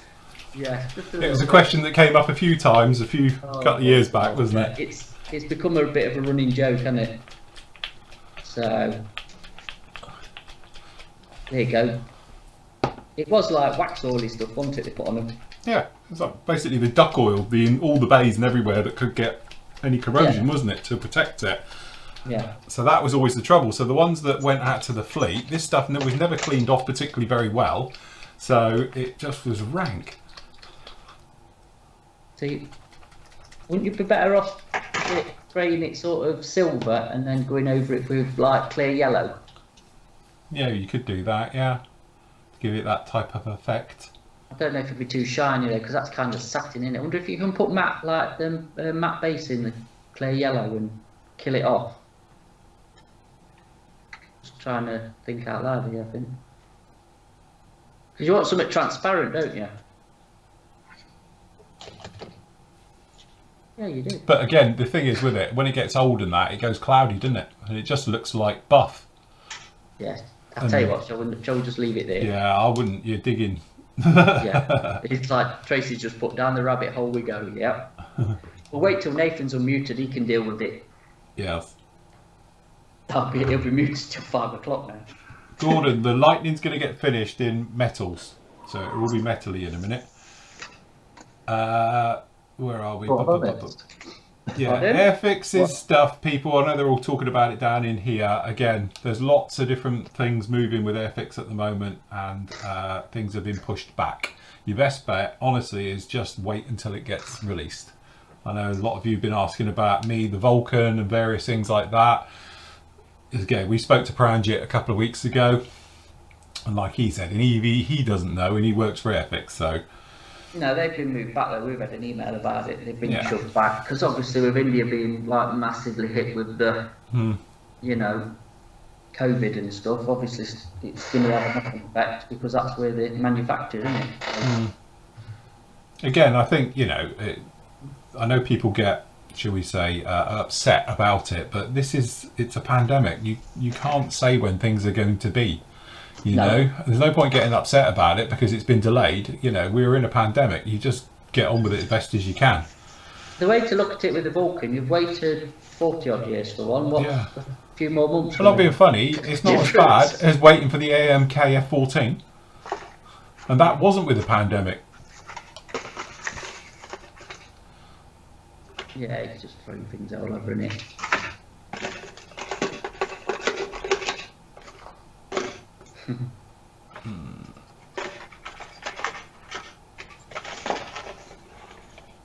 Yes, Okay, to the people on the, what would be your dream kit? Andy wants to do another Arado. Yeah. I haven't got one. I'll be honest. I ain't got a dream kit. Just don't think I want one. find my friggin' aerial. No, just found it. Did the internet Hey, what I take a did dump forget was about to 10 come minutes out. ago at 3:20? Hey? Oh no, it's back. Sorry, my gauge here says that the internet took a dump and we only had 8 people watching us for about 7 minutes, but it's fixed itself. Forget it. God, what a whole 8 people. A whole 8 people were That's watching. twice but as many as normal. absolutely. And they must have brought a friend round to watch as well. Exactly, yeah. A 148 Fairy Gammy. There is one. There is one out. The Andy's got it. The classic airframes one. Classic airframes, yeah. I don't think there's much that we're left waiting for, really, is there? Not really. Not really, I don't think. Everything that you want to build is, unless you're into really niche stuff, like, I think you're well served at the moment. Yeah. So it's like the Vulcan being updated. There's a few things you might want a new tool of, like decent GR4. The kit that Phil's building, I'd like to see the rest of the Lightning Mark come out from Airfix. Apart from that, really, there's nothing I'm sort of like, oh my god, I wish someone would do. So that's the thing, Dave. Perhaps you're a bit in the loop with this one, but how comes? Obviously, I know that it was the original Airfix that did the original Lightning, as in the 48 scale one. And then obviously it all fell apart and it all became part of Hornby and all the rest of it shortly after that. But why did they stop at that point? Why didn't they do the other versions of the Lightning? Because it's a really good kit. Well, that kit has got the large belly tank on it and the wing. All we need to do is do a new wing and a belly tank, and you've got the rest of the versions. But I think maybe it must have been a marketing thing. Maybe they got sidetracked with something else. Because they've done all the tooling in the work there, it's only switching out the parts and all the rest of it. I suspect from what we saw with talking to Pramsit, they tool all the versions, don't they, in one go? So I suspect they've probably tooled it, they're just not releasing it. Because they need to do tail, belly tank and wing. Yeah. So maybe it's just one of those that's been pushed down the... Because the early Lightnings, especially the more mature modeler, are more popular. Yes. Because you've got your funky squadron, all that. They have those really nice sort of squadron markings on them, don't they? Either side of the roundel and stuff. I think it's probably 20. I reckon it must be on the list to do. Right. But they've only got so many designers and so much capacity, haven't they? Yes. You know, as you said before as well, you don't want them to bring out 100 versions of one kit and not another. That makes sense, another kit, because otherwise it's, everyone will be pissed off that they're still bringing out different versions of. Because the Lightnings, you can't get them now. Once they're in, they go, don't they? Maybe it's on the list, I don't know. It could have been pushed out by the Buccaneers that they did in 72, they've only got so much they can do in one go, haven't they? Yeah. They're saying there about the 72nd Jaguar. I'm surprised because obviously they brought out the 2-seater one Atalary did 20 years ago, whatever it was. And, or what was it, 15, 18 years ago now? And that's actually a really nice little kit, but they never did the single seat. There is a single seat Jag out there, but I don't think it's great, is it? No. And Nathan's built the Azagar one, hasn't he? Because obviously The Azagar one's probably the best one. The Revell one's okay. Yeah, but That's... obviously you had my cast off of that Jag, didn't you? And I don't think it's brilliant, if I'm honest. Yeah, I don't know, I think... It's buildable, but I don't know.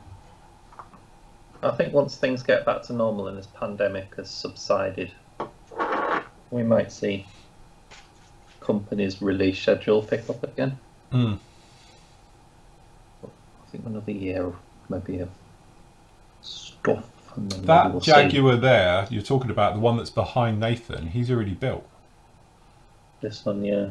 That one's already built. Nathan did that one. That's going to be hanging off the back of my VC10 with any luck at some point if we ever all get together. Yeah. It is. Right, when Andy's finished his. Yeah. This Don't- Arada's been the Don't longest. crack it's that all built. windscreen. I'll tell you what, that's precariously hanging over the It back is, of your isn't it? desk. I'd move that. Car for crash it. TV, isn't it? Yeah, but it's all the weights here, isn't it? It's not. Yeah, Famous till you last catch words. it. Yeah, the weight's right behind you. It's on your lap. That saved me a problem. No, I haven't found the Steam Geezer A10. I'll have to have a look at some point. I honestly have no time at the moment. What's that for? Steam Geezer, he did a Met Police A10, sort of whiffy one. All right, yeah.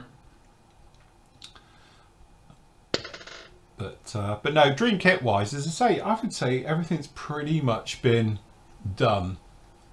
You know, I can't think of anything that's. I think the world's crying out for a new Tiger 1 tank myself. No, definitely a Obviously, Panther you know, or a King Tiger. Got to be a they're a bit shortage of them. They're a bit short on the ground, I think. Yeah. Of, you know, Or when another you're 109. tackling them. Yeah, Spitfire. possibly, you know.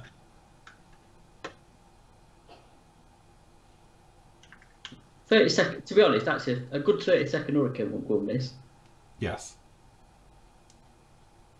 Well, I have said it. It would be nice to see Tamiya do. I don't even think with Tamiya, I just think it's just a nice. But to somebody to do a real bells and whistle, because if you think about it, because of the way that it's fabric as well as, I think you can do a hell of a lot with that. You know, there's plenty of internals to it as well that would make it. Yeah. Not being funny, if you got a company like Zucamori threw their weight behind it. Yeah, I mean, there's a good few versions as well of it. It's not like Oh, yeah. one trick pony, is it? It's, No. you know, especially the one with the massive cannons hanging underneath it. They're like the 24th one I built upstairs. That's the Yeah. desert one. They're brilliant. But yeah, it's a Ford Zodiac. That'd be different. Dan's saying about, do you need white? Do I need white airliner? I think he means, does he need primer for an airliner? I think you need a primer pretty much all the time. It's good to have it down as a base like this. I can see what it looks like. It looks smooth. It looks nice. So then when we're into paint, it's got something to grip to that's a nice surface for it to go onto. So I would say a primer. But if you're doing any type of like light finishes, then obviously white, just it's quicker because you can cover white a lot easier than you can cover greys or blacks and things like that. But Yeah. definitely put something down first. Yeah, definitely. A Supermarine Scimitar. Oh, okay, yeah. Comet Racer. A 48 frog Go on. foot. Hmm? Also the second one. Well, yeah, Frogfoot. That's definitely. We've got so many different things going around with them coming out, like Kitty Hawk and others, and it's like, where are they? C5. Somebody did a C5 recently. Who was that? Was that Roden did one or something? It was horrendous the price. And then there's a big one as well. You can get the 72nd scale one if you got a couple of £100. Yes. Yeah, they did. Yeah, I think it is Roden, the 11444 one. Yeah. We were bringing out the thingy one, Kinetic. Were they doing a? No, that's a C17, wasn't it? Was it a C17? Globemaster 72nd. Wow. Yeah. Wonder what happened to that. Don't know. That went quiet, didn't it? Wonder if they realised perhaps there's not a market for massive stuff. Yeah. You know. Don't know. Interesting. Yes. And a Pit Special. Good call. Somebody did one on the forum the other day, didn't they? It was on the thingy, the reveal video for the week. Didn't Ravel do a pit special in 30 seconds? A Can't long remember. time ago. You might have. Somebody did. Yeah. If you had to name one kit as a Mojo build, what would you recommend? Colorado. A VW camper van type 2. Flip it. That's it.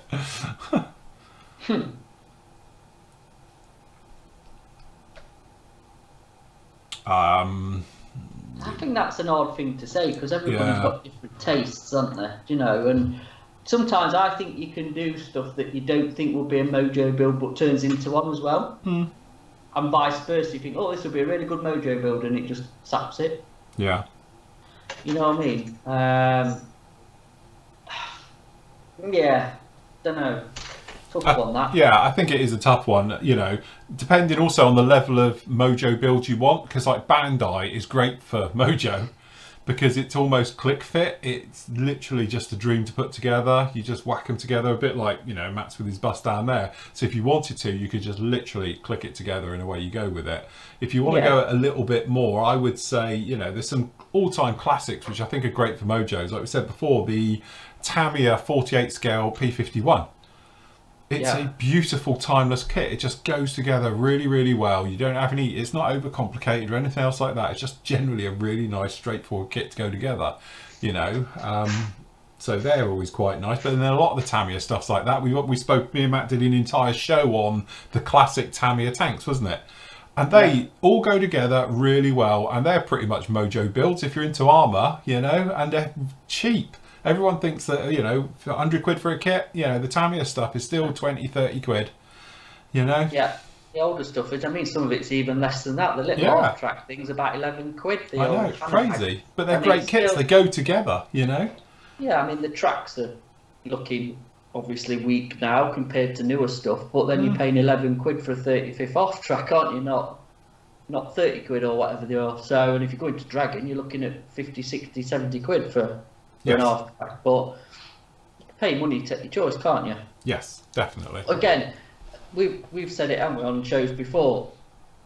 They're not expensive kits if you make a cock up on them. No. Like we were saying on previous shows about, obviously, you know, making mistakes and learning from them and all that. I think they're ideal for it, to be honest. There you go, Roger's put the Churchill tanks, about what, 20 quid is it, something like that. Really nice build. And the tracks as well, because most of them are covered up, it doesn't really matter. Yeah.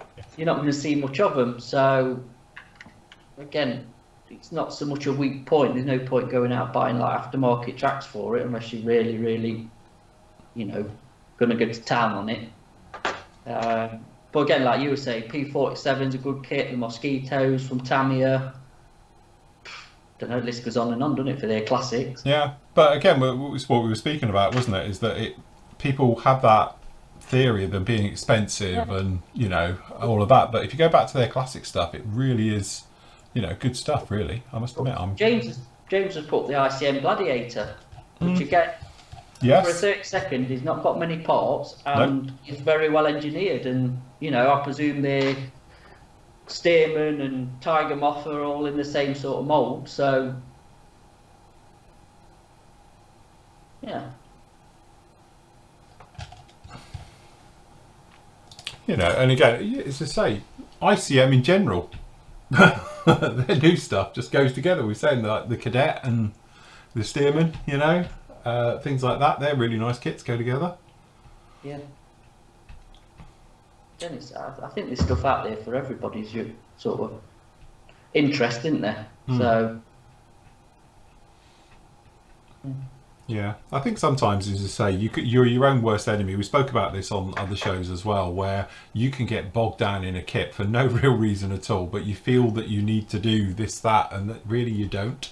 You can just have fun with it and go through the motions of just building a kit out of the box and do it. But people suddenly, they're online and they need the photo etch for it there's a bit of resin, and before you know it, you've made what is actually a really nice kit very complicated, haven't you, Andy? Yeah. But that's a classic, because Andy bought the big resin engine for that one, didn't you? I did. That he hasn't used because the kit one's nothing wrong with it. Yeah. You know, and I got stung by that before. My Mosquito I did. I threw hundreds of pounds worth of resin and photo etch and none of it's necessary, you know, and again, got completely caught up in the moment of super build and we chuck everything at it for no real reason at all. It didn't need it. But and to be honest, that's what's so nice about the Zeros. The Zeros pretty much, apart from that 3D printed stuff and a mask set, that's all out of the box. You know, the obviously we've got here your 190 that you did everything and opened it all. You could build that and out the box, perhaps add some seat belts because he's probably lacking the seat belts. But apart from that, you could probably, because you don't see much of the cockpit anyway in them, do you? They come in. You certainly don't see wheel wells and flaps and all of that. Instruments are buried down there, aren't they? So you can't see them. And once the engine's shut up, you don't see much of an engine with a massive prop covering it. So, Yeah. you know, for the price of that, that's, you know, because I know we do have a go at Revell a bit, don't we? But I don't know, they have got some proper gems. I know, yeah. Again, this is the thing. It's one of those, it's very easy to have a joke at like Revell when I did like their rocket. And when Yeah. you open the box, you end up with 2 bits of pipe and some plastic card. And you're like, so where's the rest of the kit in the box? And you look at some of their old stuff and it's horrendously expensive. And, you know, the occasional reboxes and things like that they do. But actually, the core of their business, if you strip it back and you look at what they've done with their Spitfire, with the 109, with the 190, they are brilliant kits because they're 30-second scale, they're big, they're very straightforward, they go together. That's the nice thing to them. They've got a little bit of flash and the odd little seams and things like that, but it's just basic modelling skills. But you end up with something really nice. And like we said before, you can, and stupidly as I've done, is throw everything at that kit and turn it into something better than anything Tamiya could do, you know, by putting all the extras into it and stuff, and end up with something very, very smart at the end of the day, you know. But that's the beauty again about the hobby, you know. If you want to go straight out of the box, you do it. You want to throw everything at it, you can as well, or you find your point in between the two. Well, yeah, that's it. You've got a good jump-off point to super detail, haven't you, with them Revell kits. Peter says, don't forget the new Thunderbird stuff coming soon. Is there new stuff? I thought it was Yashima's Reeboks, a load of it, wasn't it? Yeah, they've come out with that company with the TV, haven't they? Yeah, but can't think what they're called now. Somebody will shout up in chat. there's somebody doing a new version of it, are they? I don't know.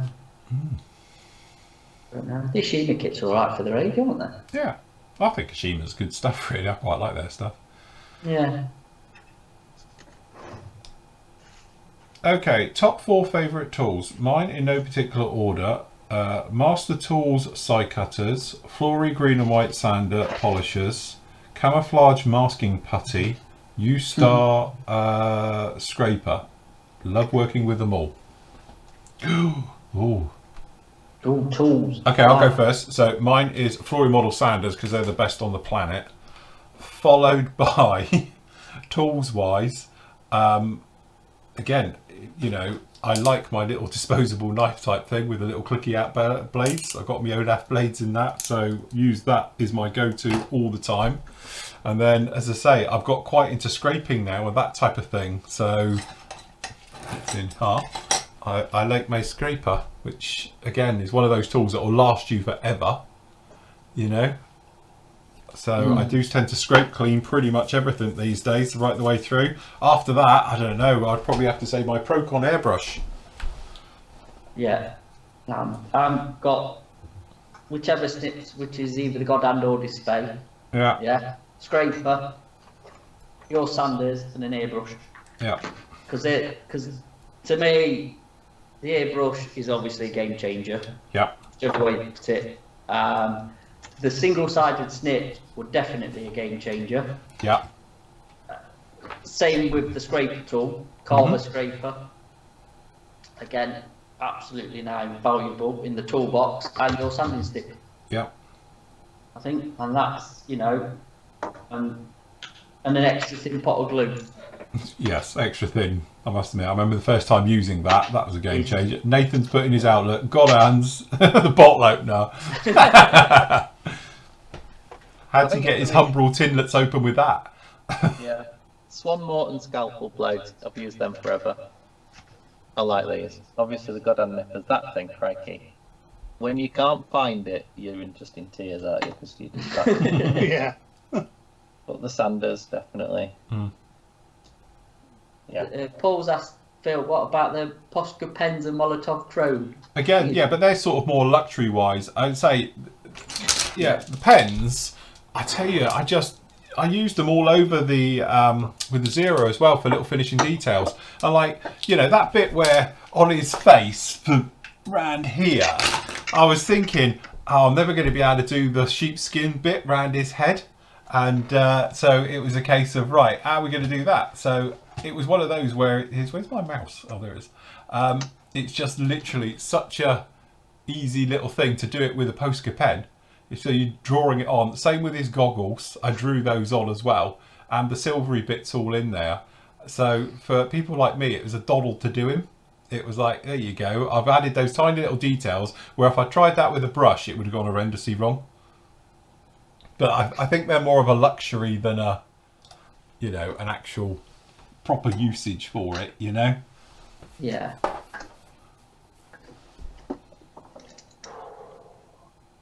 But I mean, a game changer for me, obviously, with the figures, is probably the Winsor & Newton paintbrushes as well. Mm. Good paintbrushes, a proper, really good paintbrushes. It helps. Yes. You know, because it does put the paint where you want it to. So. No. Orange scissors, to be honest, I still use my orange scissors all the time. Don't panic, they're still here, and I use them for all those little jobs. Like anything needs a pair of scissors, then these still get used.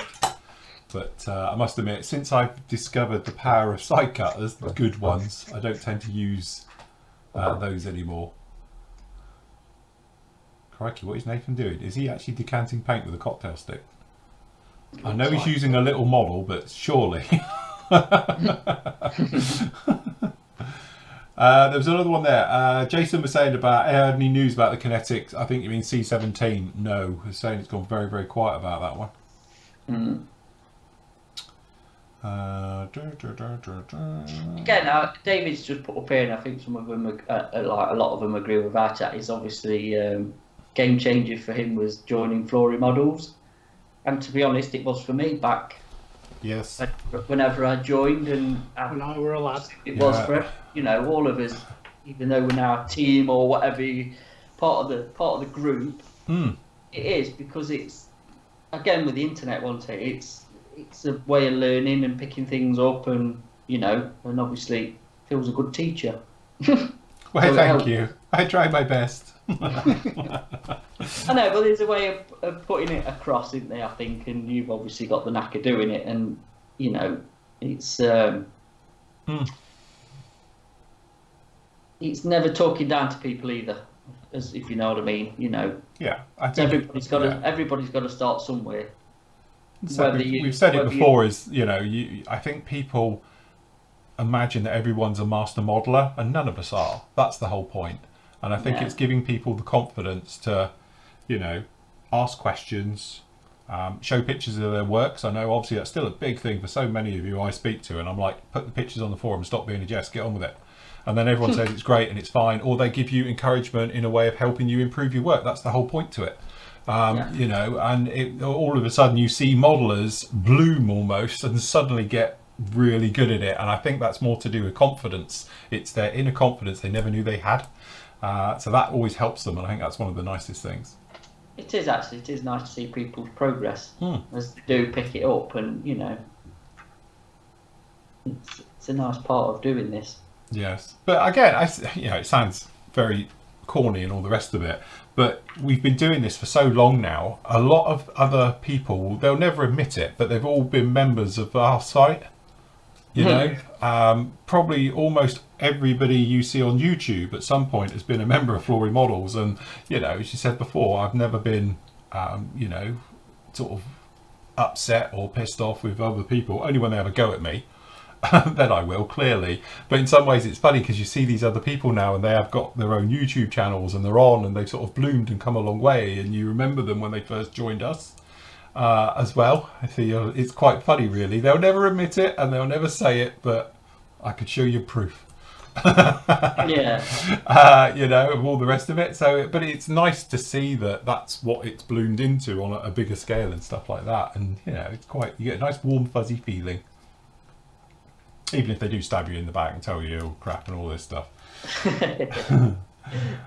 I think Jason's on a different timeline to us, or a different world. Jason, I've just said, we don't know. No one's heard about it. It's gone very, very quiet. So... What's this, the Kinetic C17? Yeah, you just posted up again. Any news on the Kinetic C17? No. What's the worst kit you've ever built? I haven't built it yet. A Rado. Still that Andy's last kit.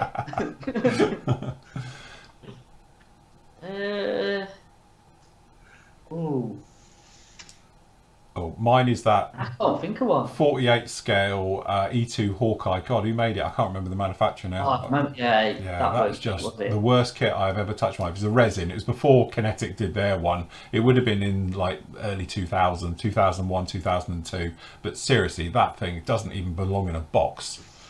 That should be in the bottom of a skip somewhere. It's awful. So you're not going to say the VC10? Yeah, but again, of course you could, but when you know the history of it, it's not a manufacturer, is it? It's a guy doing it as a cottage industry, and Yeah. so that's what you're building. You're building someone's dream almost, and they're not. Yeah, it's an injection molded kit, but only just. It's a bit organic, and it's rough and ropey, and it's wrong. But I kudos to a guy who puts the time and effort in to release a kit like that. Yeah. 'Cause nobody else could do it. Hey, I think he deserves a lot more credit than I he ever think he gets, does you as know, well. Yeah. Because he does produce some stuff that nobody else has been near with a, you know, podge-pole kind of thing. Yeah, it is. And his releases are always interesting. You Yes. get to Telford and whatever people back to and all this, that and the other. But he's always got people with boxes of whatever he's got Yeah. new, walking round, me included. Yeah. Yeah, we've done Doesn't it. ever get built, it's a different matter, but he does get sales because he does interesting stuff that, Yes. you know, that appeals, I think, to people. And again, it's mindset with Mac 2, isn't it? Yeah, you have to go in there eyes completely wide open because you know you're getting into what is a horrible kit. But as soon as you've got that and you're like, yeah, okay, it's bad and it's not going to, you know, be easy and it's going to need a shitload of work, it's fine, you know? Then when you've got all this crap you're going through, you've only got yourself to blame because you know it's going to be like it. So... Again, no kit's unbuildable, is it? No, of course not. No. You know, Arado.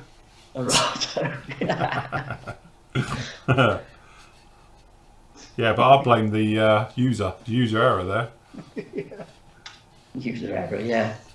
I think the letdown with limited run kits, and I've said this many times before, is the clear parts. I think that is, you know, the styrene plastic can be sanded, scribed, filled, whatever, can't it?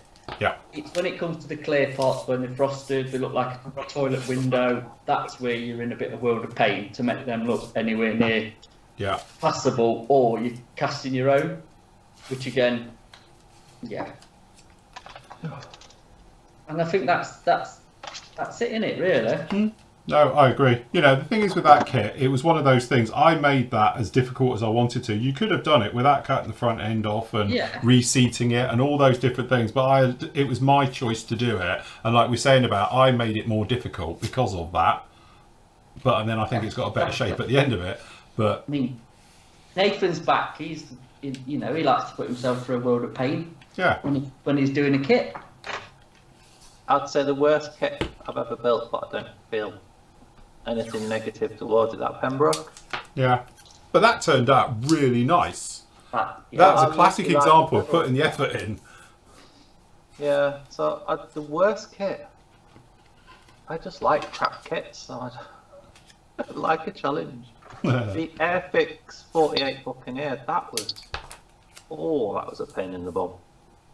But again, it turned out nice. Yeah. It turned out really, really nice. So again, it's a pain when you're doing it, but it's one of them, like we've always said, you can look back and you get a bit of satisfaction that you've actually conquered it. Yeah, the javelin, Matt. Yeah. You will do it. Yeah, I bet you'll go back to the javelin at some point. You're doing a me and just putting it to one side till you've got your oomph back to tackle it. I think for a kit like the javelin, which is Novo, oh god, yeah, I've not binned it. It's still somewhere in here. I just need to come up with a way to do that. I know how I'm going to do it this time. I know how I'm going to do the vortex generators. I'm going to build them in a block and put them in. Right. Rather than drill each one and put it in. They're all getting wonky. And I thought that just looks like a dog's dinner. So now I'm going to build a block of vortex generators and put them in. I'm going to use, I mean, this is not going to be the size, but build it out of these things. so then I know they're all like exactly 1 mil. They'll all be straight, and then just insert it as a block. They might not be with the airflow. That's the only downside. But I think. But because of the scale you're doing it in, I don't think it'll matter. I was going to say, as long as they're What I'm there. going to do is just get like loads of vortex generators cut. Use a block like this to space them equally. Because again, that was another problem with trying to drill them out. Is they weren't quite spaced evenly. Insert that block, and I'm done. Yeah. But I know what's going to happen. Second I've finished it, Airfix will release a 72 scale Javelin. Yeah, probably. That's Probably. a normal thing. You know, going back, because Nigel talked about the Airfix 124 Spitfire, which I know Andy's had to go out and binned off. Which one? The Airfix 24 Spit. Oh yeah, yeah. Yeah. But that is a Notoriously bad kit. yeah. Is that though because of age of the mods have wore out, or was it bad when it was new back when it was released? Because I think you've got to think mods deteriorate, and it's now what 40 odd years old, is it? Because the Hurricane's not as bad. And how much later that came out than the Just go back to my garage door. I'm getting his eye as a kite in here. I've got Right. the Airfix Spitfire. I'm just going to spray this, so just because obviously you can watch on the overhead, but I will mute. We're going in with aluminium and dark aluminium extreme metals. So. Say that again. Hold on. Right, I say I'm going in with extreme metals. So we've got the aluminium colour, which is 479, and then we've got the dark aluminium, which is 480. So that's what we're going to go with. So can you just tell us again, just before we start, just to make sure? Oh, very nice, was it? That was a bit rude. I think that was very rude. Tons of flash. I mean, that 24th scale Spit is one of my bucket builds, like the Buccaneer was, the 48 Buccaneer, and I thought, I wish I'd bought one when they were out, and I was lucky enough that I was given one. I was so glad I built it. And when the 24th scale Spit was cheap in Debenhams, I grabbed that, and it's on my build, like a dream build to really go to town on it. Do loads of scratch building. But it's like everything, it just gets pushed down the build schedule, doesn't it? Yeah, exactly. Do you think though Airfix should perhaps revisit the Mark 1 Spit in 24? Yeah. It would be nice to see it done with. What's that one? Oh, bloody... I think mine's a Mark. It's a Battle of Britain one, I think. So it'll be a Mark 1A. Bit, won't it? I don't know. It's for such an iconic aircraft. If they could do it with the sort of. Surprised they ain't done a Mark 9 in 24. Possibly. It'd be nice if they did it with the rippled. With all the. Make it like they did with the Typhoon. Oh, right, yeah, with the tin canning effect. Yeah, but that's what killed off the Wingnuts Lancaster. What, the canning? Well, the cannon, every like pillow shape was loads of polygons to do it in CAD, and the computers just absolutely buckled under the strain of trying to render it all. Imagine, yeah. It really slowed them down, obviously, and then the Wingnuts went pear shaped, didn't it? Yeah, they popped Before they got it out, but they were saying that kit pushed the computer to the limit, because every curve, every pillow shape was another batch of polygons that they had to put on it. Yeah. But it was a shame that kit was like, wow. The front end would have just been enough, really, wouldn't it? Yeah, I wouldn't have bought. I'd have bought the nose end. I wouldn't have bought the whole thing, but when I saw it, I was like, that's where, if Airfix could do a Spitfire to something like that sort of skin effect, it'd be really cool. Like you said, they did it with the Typhoon. Yeah. Don't know. Would it be popular? Would people buy a new 124 Spitfire if Airfix released one? There's a question, because it's all down to sales, isn't it?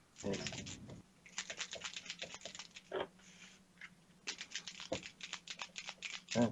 I mean, you could obviously with the tin canning tin. God, I can't say it. Tin cannon effect. Do what Phil did on the B-52 True. and panic. I mean, he doesn't need the Spitfire. Didn't have that much of it, did it? But it did it in the right places. It looked nice. I think. Yeah, yeah, exactly. But obviously, the interior, the engine, they could take that to the next level. I thought Pramjit's making notes now, writing all this. Oh, Yeah, if he's watching, yeah. Steve's saying he's got the 24th Stuka, same as John's got 24th Stuka that he's itching to do it, to be honest. He's now got two, actually, because he's got a trumpeter one as well that he picked up from here last week. So, but he's dying to tackle that kit, I think. He's got a clear the bench, hasn't he, of his Saberdog. I think John's kind of ended up in a year of big builds, hasn't he, by accident a little bit. But Yes. I think that Saberdog, he got it on a auction, didn't he, an online auction thing, and it's like, I don't think he'd ever bought all the aftermarket, but No. he's glad he's got it, because it is really, the cockpit looks nice. Yeah. Like I'm on a year of simple builds. It's kind of gone in different directions. I do another Airfix Spitfire for the South Africa SIG now. Just loving that little Airfix thing that Airfix has done. John's asked, what's the 24th 190 like? Andy's got one. We can ask Andy. What's it like, Andy? Yeah, again, it's a bit simple. I think in that era, the best one was definitely the Stuka. The 190, the engine cowling's a bit of a pain to get to. Yeah, John's just put that. He says, but the engine needs adjusting to stay inside the cowl. Yeah. Great. Is the Mustang the worst one, and then the 190 the second worst? The Spitfire's the worst one. Spitfire, isn't it now? But is that because it's worn out? You don't really see a lot of the Mustang, do you? I don't even see really any built either, nor the... No. I've got the 109 because Nathan's given me the 24th 109. Yeah, Nathan gave me the 190. Okay, John the JO87. Yeah. We've all got one to tackle at some point. So next year might be the big build year when I've got a 24th scale 109 G6 because that's what. Well, where's the question? Got a question? Oh, lost it. So Rob's asking what we think about the new special scheme Eurofighter Typhoon. Have we seen it? Yeah. No, I haven't. What is it? Google Union Jack Typhoon. The RAF have finally painted more. Oh, the RAF one. Tail. I've not seen that. They've painted loads of it. They've done the wings and the tail. Oh, what's wrong with them? I'll see if I can find a link and put it in the chat. Blimey. Is that nearly finished? It's getting there, isn't it? Hey. Oh, that looks good. That was really good. Hello, I'll Google that. Stuart's on about what to tackle the big 132nd Anchor 111. I've done that one. Right, put a link in the chat if it'll let me. The thing is, that's not a bad build, is it? That's all right build. It's just a big lump to handle and, spray and whatever else. I think it's like when I did my HE 219, my 32nd one. That's big. And it just gets cumbersome and awkward. So. Not as bad as the B-52. Display Typhoon, but there's no displays. The vinyl Raptor Typhoon. And a Union flag. Yeah, brilliant. I've just put it on the thing now. Oh yeah, I've seen it. All right, that'll be a new decal scheme coming out soon. There's no air shows. Well, there might have been. Nope. React's Mm. To be honest, if it's vinyl wrapping, a bit of a neat gun, you can peel it all back off. Yeah. Not like they've painted it on, is it? It There does we look go. like I wonder is it definitely vinyl wrapped? it looks like it when you look at the picture. I would say that's vinyl wrapped. That's Yeah, not. Can they fly with vinyl wrap on like that? Well, that's what I'd say, can they? I was going Because to say, you can't fly with a vinyl wrap on, surely it'll peel. Yeah, because when we went to Farnborough, there was a some foreign guys came in, and it was all in Battle of Britain markings on it, and all the vinyl stickers were coming off it. Well, you look at the pictures. That don't look like that's painted to me. Oh, we can go see it. It is. There are some air shows on. You might need to go to Finland. Oh, all right, okay. Are they letting us in? I doubt it. You're 2-week quarantine. I don't know. I can't keep up. I've not got any plans to travel this year. I'll let that one go, I think. I don't know. There you go. NASCAR uses vinyl wrap at 200 mile an hour. Yeah, but don't do Mac 2 though, does it? All right on a typhoon before. Can you imagine taking off and Just have a bit of a Union flag flapping in the wind. Can you imagine you're there sat in your garden, there's bits of plastic raining down. Suck that through the intake and into the engine. It'll do a world of good. But how long ago was it when you built that 111? How many years ago? That's ages ago, isn't it? What, me? Yes. Yeah. 10 years ago? Yeah. Yeah, not quite that, but yeah, a few now. I bet it's not far off, you know. I'm speed building. I've just got a pile of mess when I'm working in this tiny little space. How long have I got left to finish this? 55 minutes. Oh, Jesus. Loads of time. I've put a coat of future on and it's literally 5 minutes later and I'm putting decals down. What can go wrong? Fine. It'll be Oh. fine. Exactly. Oh, it's got bloody wing. What? keep setting Sol away from it. It'll be lovely. Stick your overhead on then, Phil. Let's have a look at your... I did. You weren't looking. We were talking. Do that. Okay. Oh, that's shiny. So what's that painted in? This is just the normal aluminum for our American friends. That one. Oh, aluminium. So the plan is obviously on this one. Let me just that out a bit. This one is going to be like this, and then I don't know if we'll be able to do it today because this does take a little bit longer to dry. But then mask up the areas, and then we're going to go over it with dark aluminium wherever it is. Here it is. So the front ring will get the dark. The gun bays I think are dark. There's a few obviously around the back here will get the dark colour, and then a few bits underneath will be in the darker shade of. But no, works quite well with that blue. I think we've got away with the blue. Yeah. No? Right. So yes, nice and shiny. Shiny. I'll definitely put it to one side if you've just done it in AK. Yeah, well the thing is, this is the thing. To mask over it, it needs to properly dry off. And you will notice that although it's touch dry, this is not. If you was to hold it, you will end up, it's quite soft. Yeah.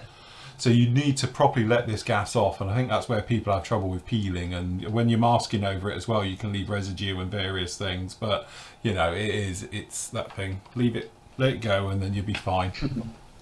The great thing I love about it doesn't care how you put it down. It must be the most forgiving metal finish you can get, and that's why I like using it, because you can put it down at any air pressure. Because even though that first coat I put down quite light and was being a bit careful with it, and then I got bored and just whacked the pressure up and went for it. And it doesn't mind, and it dries back beautifully. And again, it's all to do with the primer. If your primer coat's nice and smooth, and that's how I got away with going over the blue, because the blue's a gloss, and then obviously the primed area, because they're all just smooth, you don't have to worry about it, and it will cover. So yes, Okay. he's looking all right. Yeah. Yes, the guys are talking about the Tamiya airbrush, which it is. It's an Iwata clone, isn't it? Andy's got one. I've got one as well. Yeah, I've got one, yeah. What's it called? An HG or something, is it? Yeah. Mine's got a 0.3 needle in it, I think they have. Jay, Andy, we can see your camo. Yeah, I could see just almost. okay. Yeah, we can actually see the difference in the camo. No, we're lying. What camera are you on? Oh, hold on. You can actually see his post shading and everything there as well. Look. Can. Wow. I'll not move it then. Don't move a muscle. But you can. It's the first time I think I've seen the brown. It is. It's because it's on your carpet with the contrast is working all right. Yeah. No, that's good, that. Doesn't come out really well. HG spray works super fine. The problem is, oh, it's there. Just really drop the canopy on the floor. Yeah, don't run that over, eh? Not at this late stage. Crunch. He's got a straight. Yeah, but that's got a seam in it. That's a good point. And it's one piece, isn't it? Oh, Ooh, crikey. Careful. delicate.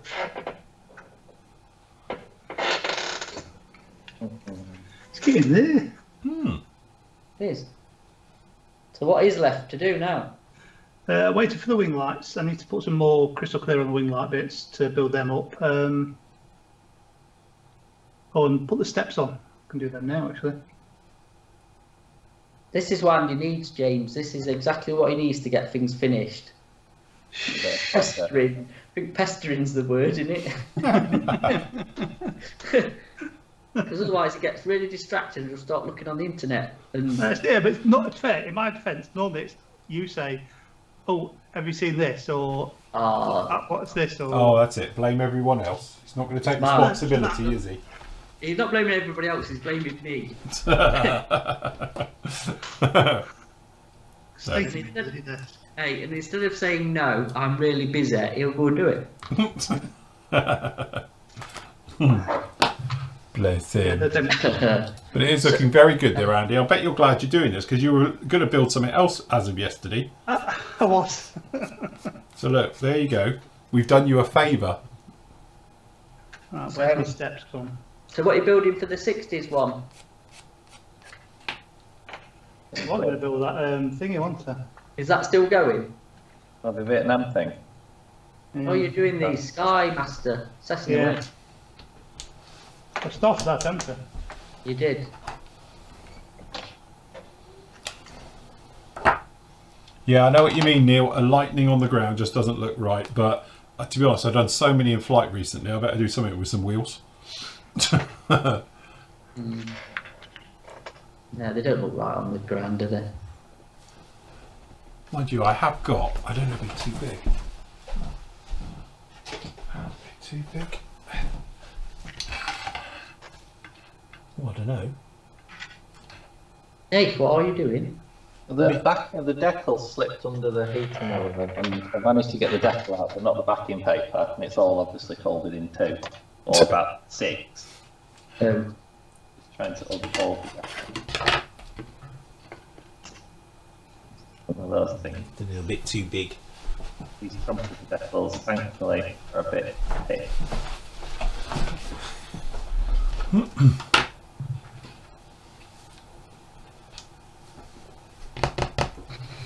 Put his goggles on. But there might be a last minute change.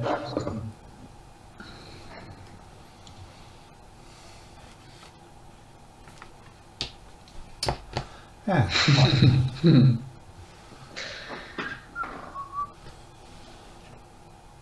I tell you, it depends when these tonkers come in, to be honest, whether they go out next week. To be honest, it might be the week after. I'll pre-warn you, because I say I'm off Thursday, Friday, and Andy's working from home, so nobody will be here. So, I've got a feeling they might run over. Well, I know they'll run over, to be Depends honest. on what day they come in, doesn't it? Yeah, but there's loads. Even if you figure we're not going to get them all out in a day, are we? And they've got to wait for people to pay for them, so. Yeah. But they will be here, we'll get them as per usual. It's just I've definitely got to have a bit of time off. So, yes.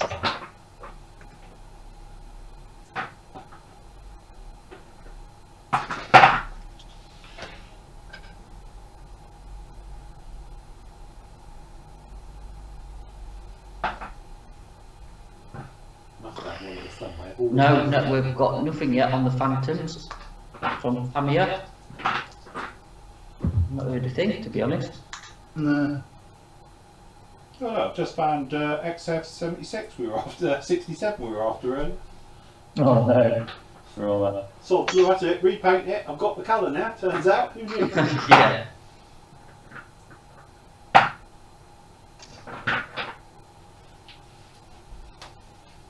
I thought well, to work for too long out. What we're in, I think it's going to be, is it June or July that Phantom's about? A couple of months, isn't it? if everything's still on schedule, obviously. So, I'm sure Tamiya changed the formula of their paints. If you sniff their old bottles, they smell different to their new ones. Because this bottle is probably 20 years old. It's one of the originals. Finger changing theirs, aren't they? Guns backwards. It smells totally different to their new stuff. It's got a completely different smell to it.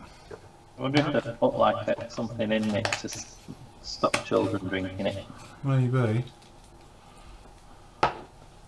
Because this is the original ones with the giant fire sign on it. The yellow fire sign.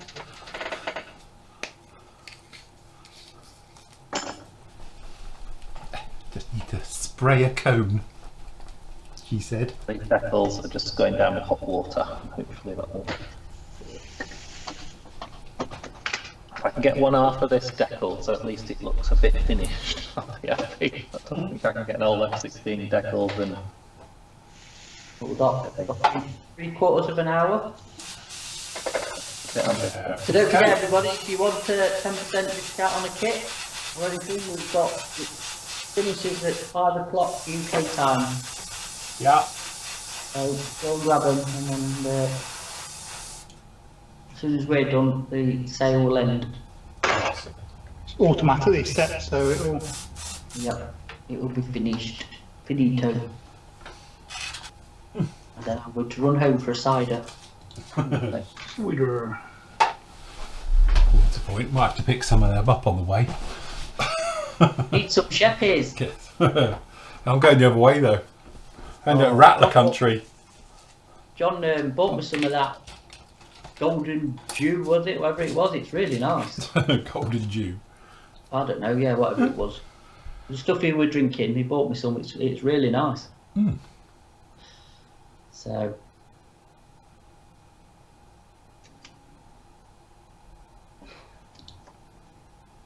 Lupus says, the Edard Tempest is a joy to work on, and with light colour metallics rock. Just be careful when thinning them for brush painting. Mm. There you go. See? Life colour metallics. Mm. Question, what is a good bottle primer for brush painting on? And what is a good rattle can one? Only have the Rebel one. Tamiya. I'm not quite happy with it. Yeah. Tamiya all guns for rattle can. Yeah. They're really, really, really good. Brushable one, actually, probably. You want one of the acrylics, don't you? Really? I suppose you could brush Mr. Surfacer to a point. Hmm. Well, yeah, Mr. I don't see why you couldn't just brush on Mr. Surfacer. Yeah. Could do that. Hmm. And then you can rub that down, can't you? You brush it on, rub it down, and. Yep. Be careful probably with the Vallejo ones because of the polyurethane in them, or whatever you call it. Yeah. Because they're dry. And I think they brush fine and level. I just think you'd need to leave them before you could sand them. But I think that's a lot with the acrylic primers, isn't it? You have to leave them a bit. I'd go down the rattle can route myself just for speed and they can rock hard. Yeah, absolutely. The Tamiya rattle cans, as I say, I used to use them all the time. They are very, very nice. It goes down silky, silky smooth. It does. You can absolutely flood it on and think, oh God, I've just buried every bit of detail on my kit, and then you come back an hour later and it's like, oh, that's brilliant. I must admit, I can't remember what it was. I did something and I made that mistake. I properly flooded it on. I thought, that's it. All the riveting and panel lines have gone now. And it came back better than it was in plastic. It really just self-level, does whatever it does, but it does it very, very well. Yeah, it does. And it sticks, it don't come off, does it? It's hard to get off. Yeah, that's I good did stuff. it with a Italy Brigade 26 Invader. Mm-hmm. The same thing, because I was doing it bare metal and I thought, well, rattle can it, get a nice coat of primer on so I can go through it. And like I say, I flooded it. I was thinking, oh God, and that's got quite deepish panel lines. Yeah. And it all came, like you say, it came back mint. It's brilliant. And to be honest, this van, when I paint it, will be rattle can primered. I ain't going to get the airbrush out for that. I'm just going to whack it on its paint stand. One of these Tamiya paint stands. Where is it? Like I did with the Jag, I'll whack it on one of them and go upstairs and give it a couple of coats of primer. Yes. So. Guys talking about doing aircraft with halfway gear retraction, and some of you guys obviously pointing out that I did do one. Yes, I did this one. So this is the Tamiya 32nd F16. So we did it with the gear halfway retracting. So when it's in its takeoff pose, like, wrong one, nope, like this, we've got it in a sort of taking off position. Where's the other shot? You got another shot? Oh, that must be the other way. Hold on. There it is. So it looks like it's just blasting off the runway. Is that it? Have I got a better picture of it than that? No. Have you not put another one up? Must be in the forum. So, so yes, that's. Hold on, let me just mute O and then go in here, and you can see. Hopefully, there it is. Hold on, let me show you how it does. Like. Hold on, get rid of him. Oh, is that your Tamiya one? Yeah. So we did the Tamiya with the sort of halfway retraction in the gear. Oh, yeah. God, I forgot you built that. Yeah. And I had it here for how long? Yeah. Yeah, she's back here. Yeah, all Less. dusted. Yeah, that's it. Fully weathered. Yeah. So yeah, so just stop it there. You can see the beginning there. That's what we're on about, Nath. This front end. Tamiya do it as a separate fit. It's great. So it's actually, this is a separate piece. So you just spray it all white and all the rest of it, and then you put this on at the end, and it's actually a beautiful fit. It just drops straight in with seamless, and it's like a very clever way they did that. I don't think I managed to get something quite as refined as that today. Hey-ho. So yeah, so we did the gear sort of going up, which is the first time I've ever done anything like that. That does look cool. It's a bit of mechanics, but it's only a case of chopping it. And the main problem you've got is you just need to add a little bit of weight to the suspension, because obviously there's no weight on wheels, so it drops a little bit lower. So yes, it's me do my panning work. Look, ah. Where is it? There it is. So yes, but no, I thought it came out all right. Actually, quite happy with that one. Something a bit different. Yeah. Yeah, it's alright. There's my orange scissors. Still here. Gotta have your orange scissors. I think at Lynn, your Helldiver is probably stuck in the States in customs. Is it not, Andy? You were looking at that before, weren't you? Yeah. It's been posted days ago, like when you first paid. So yeah, they're taking a while to get through US customs, I think. No, I haven't tried Krylon Fusion rattle cans. We don't. Do we get that over here? I don't know. I think that's something in the States. I don't think we get it. I don't 100% know, but yeah, we get Helford's finest, which actually their plastic primer in the can is brilliant. I must admit, I did go the other day, and I have stocked up on a few of Trago Mill's finest. So we've got some, yeah. 25% extra free, because this is the grey primer high coat one. Oh, that's it. Yeah, that works. It does. It works really well, to be honest. So, yeah. But yeah, they're the ones I tend to use. To be honest, the old guy here is rattle canned with Tamiya white primer at the minute. Yeah. It was just as easy to do it than get the airbrush out and faff around, because I think I did say I was going to do it in the Gen 3 primer, but I've got another project for that. For being a figure, I've just sort of rattle can in. Just for quick and ease of getting some primer down, just to check the seams and stuff. I will have a Google with them. We'll see what they are then. The What's guys that? are saying Right, as well, Tamiya paint in the 90s definitely was more stinky. Probably what that is. It's become dolphin friendly. Yeah, probably. Guns has now brought out a water-based Mr. Surfacer. Over there. That'd be rubbish. Yeah. Sometimes it's nice to have the chemicals in it. You want something to tap the plastic. Yeah, don't you you? need something to etch on. Yeah, something that gets a proper bite in it. I know Joe's waiting for his Eldorado as well, and Joe paid extra to get it there quicker, and it's just stuck in customs. Yeah, Yeah. apologies for that. You know, it's just Yeah, one of those I mean, things. To be we're honest, gonna Brett get to- over at High Altitude Hobbies, obviously he stocks the Flory model stuff. His sat there for an entire week in customs and just didn't move. And that was on a 72-hour delivery. And it still sat there just for a week. It's just in the system until it can get cleared through. So It's just, yeah, it's not very good though when you're paying to get it through faster, is it? That's what we're, Yeah. you know, I think it's pretty rubbish to be honest, but it is in the States, we know that. Mhm. Yeah, We need to hire more customs officers. I don't know. yeah, Lupus is just saying about this primer. He's got the Revel cans, obviously, and they flood and it's not good.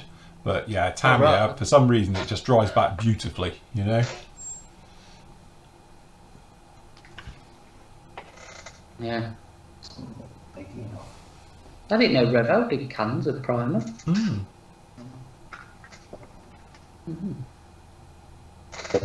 So, what we've got last half hour. Are you going to be finished, Nathan? I suspect not. There's quite a lot of decals. And are you going to be finished? Yeah-ish. Yeah. What's not out? Decal instructions. I'm now looking at some Revell 72 scale instructions for these instructions.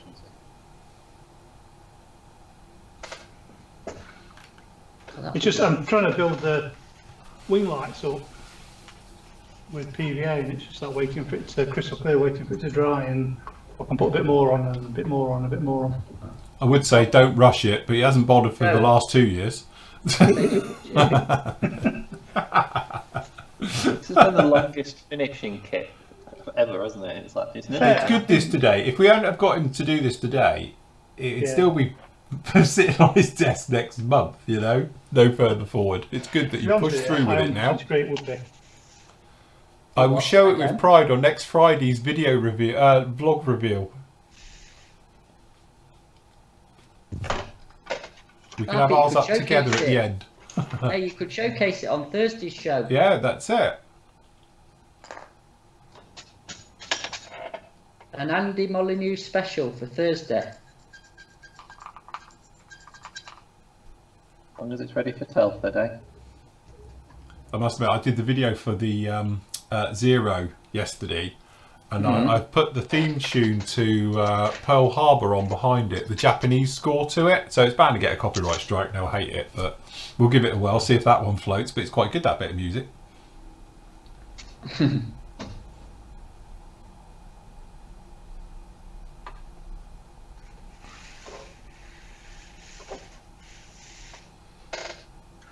Now, Tamiya used to do the enamel range, but also they've always had their acrylic range. But it used to be in the big bottles, in the 23mm bottles back in the 90s. It is, I've still got a couple of those Yeah. upstairs. Then they switched over to the 10mm bottles, well, certainly for here in Yeah, I'll the put some UK. up here. Yeah.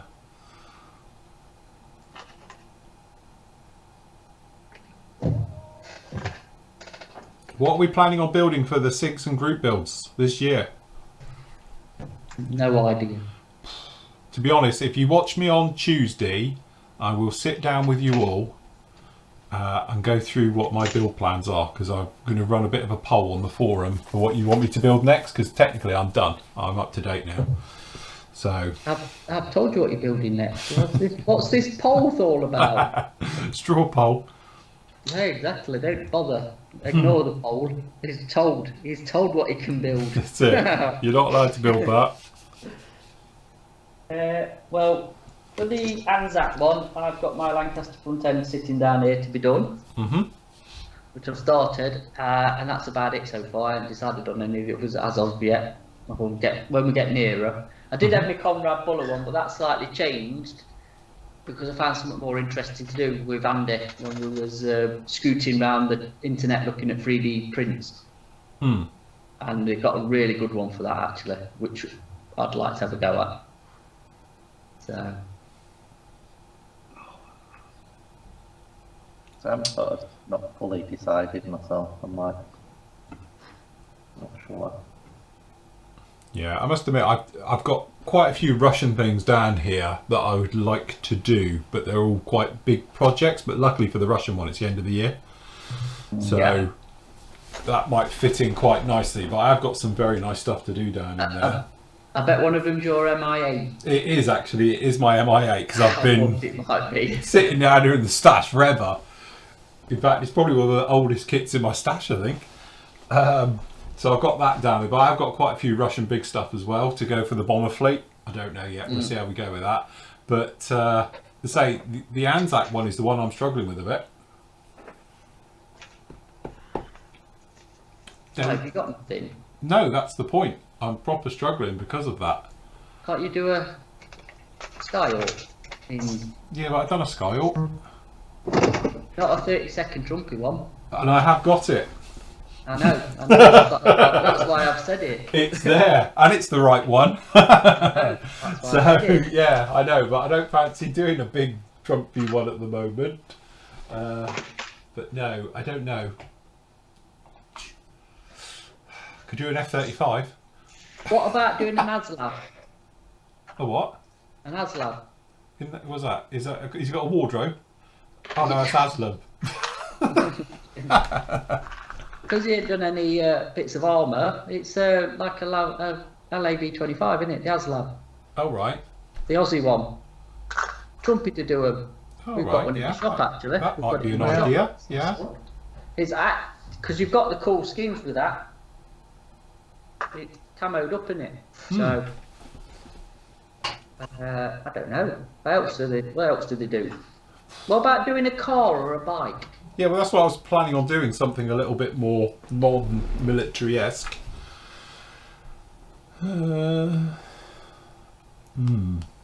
Yes, interesting. Type 2 camper van. A Volvo. yeah, to any Volvo, because they're probably full of them over there. G-Wagon. Yeah. Yeah, just put Australian number plate on it and it'll count. That's Exactly. There are a lot of Subarus and things, aren't there? What are Subarus? You need a ute, isn't it? That's what they have, utes.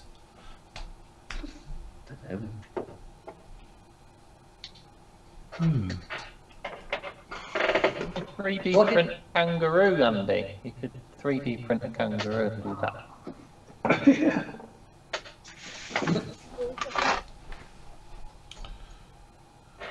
Is that an old phone cover you're using?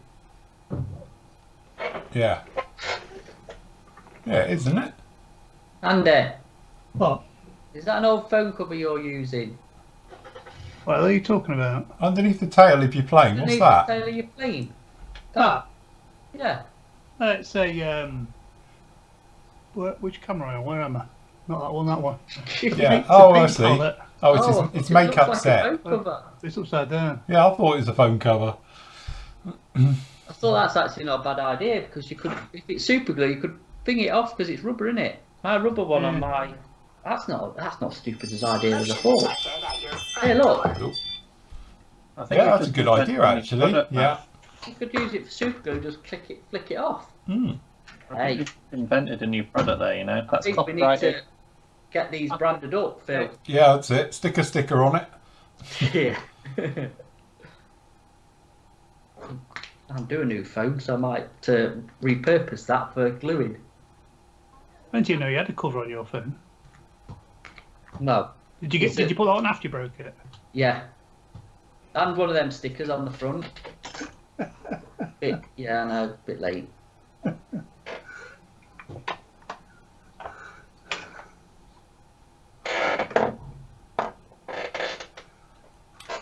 Robert says you gave a good review of the Kitty Hawk SU-27. How about building your review copy? I don't have it. I might review them, but I don't get to keep them, unfortunately. They go off to auctions and magical places. I bet that was a thing though. When you're a Kitty Hawk, because you normally get more. Yeah, to be honest, mine come from another source as well for that. When Yeah. I don't get to keep the kits, unfortunately. They come here for a review and then usually get built by a master modeler. Yeah. who's not me, clearly, and he goes off and does them. I to be get fair- the feeling this white wing walk isn't the right colour. No. And to be fair to Phil, he's actually built a Kitty Hawk kit this year. So I have. And weirdly, one of my favourite kits. I actually love that build.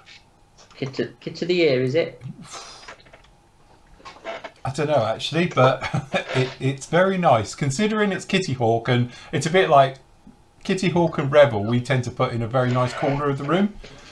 Yeah, They don't belong in I- really, but it's nice to put them there because it's poking fun at them really. But it's actually a really, really nice kit, even though it's wrong and it's got problems and it's moulded back to front and the instructions don't go. It's just a lovable rogue. You just want to grab its cheeks. Is that what it is? Most people, I know people, I've had people say to me, "Oh, it's terrible, it's this, that, and the other," and they really go to town, and like you say something like that to them, "Yeah, but it's a lovely kit, isn't it?" And they're like, "No, drives me mad. Why can't they just look at the instructions and do them properly?" I know. And why did they mould it round the wrong way? I don't know, but it's still a nice kit. The swing walk's not the right colour, is it? Bright white. No, No. they're normally the same coloured grey as the underside. Right, I'm just going to switch this over to the other desk. As you can probably hear, my neighbour's home from work. Oh, is that you? I thought that was Nathan's. I think there's a party going on outside my garage Yeah, I door. thought that was Nathan then. Yeah, I did. I could hear kids. Yeah. I can't hear the jackhammer. No. Been drowned out by my neighbours, isn't it? Alright. I'm going to shut the garage door. I've got a, Someone's cooking, I'm starving. No. Only 20 minutes and then you can go and... Yeah, I have a half load in the car at the moment. That's why it keeps going. It's like, she's hinting. The engine will be My- running in minutes. You know what My happened? We'll get on the build- A38 and sit in traffic. yeah. My I can builder smell- neighbour comes home from work and then starts building again when he gets home. Oh. Every day. My neighbours are having a barbie. Yes, but what we'll do is, I'll on Tuesday, I'll do it as a vlog. Obviously, we're off Monday, but you will get the next part of the Zero up. But I will, we'll sit down and have a chat, and I'll put a poll up, and we can make our decisions of which ones we're going to be doing. So I'll be picking all the stuff I want to build. Great. Is this the Royal Wii? Yes. Okay. Well, you tell me what I'm allowed to build, boss, and then that's it, you see. I'm just a puppet. I'm his puppet. Whatever we've got in the store that we can Yes, get rid of. that's it. Mind you, when I did the bloody Seahawk, I was like, right, we'll do the Seahawk, we'll get a load of Seahawks in, and then they went out immediately, and then I started building it. We didn't have any. Yes, right, like that was. I And then we've got some more in and they didn't go. think they've gone today. Everyone needs a Someone's Seahawk, gone trust today. me. But we have got some good reviews next week, so it'll be alright. Yes. Yeah, it will be interesting. Have they not arrived yet, Phil? No. No, it'll be Tuesday now, I think. See the problems we have with the postage, people. Yeah. Plus bank holiday, so that's it's going to take a bit longer. Yes. Nah, it'll be alright. We'll get there.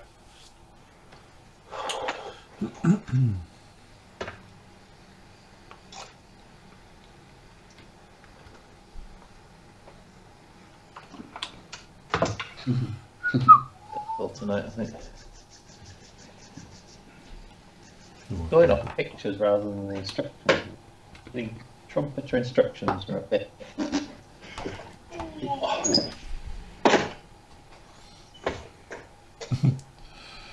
Phil equals Matt's dance monkey. That's it. Do anything Christopher's for, asked- for dates. What's the difference between a bank holiday and a holiday? It's like a public holiday. I think that's what you have in the States, is it? Yes. Yeah. It's like Labour Day. Yeah, it's Yeah. equivalent to Labour Day. Yeah. We The get tradition paid. at the banks were pretty much they did it closed, weren't they? But then everybody else had their holidays as well. Yeah, I don't know quite. It is something to do with the financial thing, isn't it? The banks were closed on that Monday. Mm. If the banks were shut, I guess the shops had to shut because they couldn't get their money. Yeah. Probably, yeah.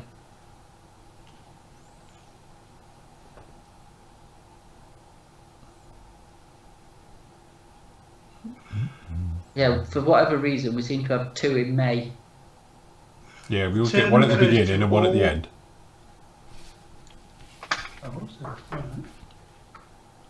You know, we have 12 months of the year and they cram 2 in 1 month. We get another one in August as well. We've got one in August and then it's Christmas and Easter, isn't it? Easter, yeah.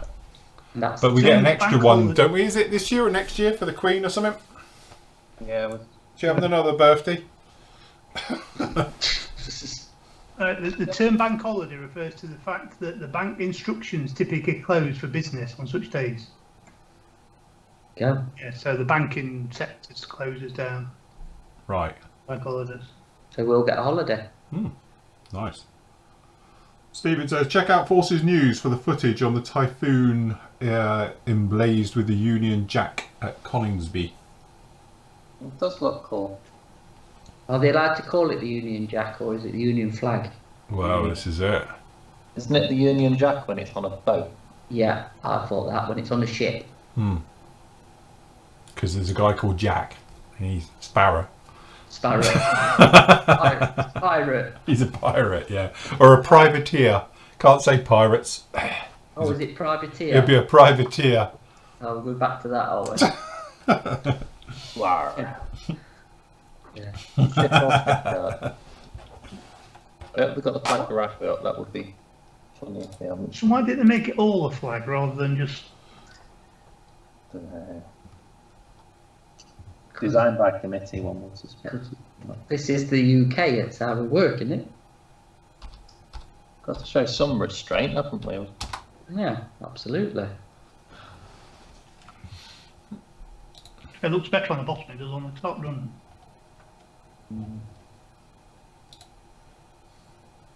See, after the first Sea Lord, Jackie Fisher, is that? There you go.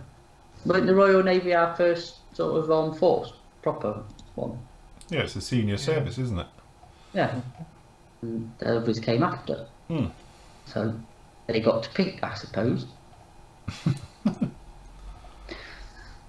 So can't we blame Lizzie the First for that? Henry VIII, wasn't it? Was it Henry VIII, was it? Yeah. Could have been actually, yeah, now you've said it. Yeah. With the what's it as well. He's looking over all the forest planted, new forest and everything for the oak trees for the ships. Right, are we on about this one? Which one? That one? Yeah, Yeah. Yeah, that one.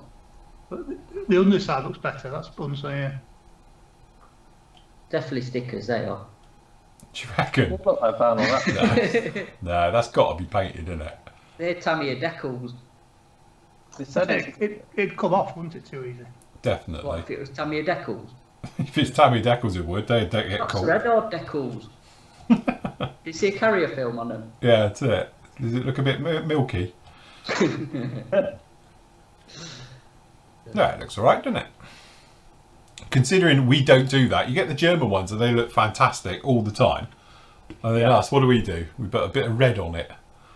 Well, for the big Skin RAF flints. anniversary, we just put stickers on a few tails, didn't we? Really I have to small. say, if you remember a couple of years ago at Telford, when I did my Typhoon from Triple Squadron, was it the one I did? Can't remember who it was now. Anyway, the guy who designed it came up to me and spoke to me at Telford. He goes, I designed that on the Alright. back of a beer mat in the pub. I'm like, Really? oh, is it all right then? Does it look right? And he goes, it looks good to me. But yeah, he was one of the guys who designed it and everything. I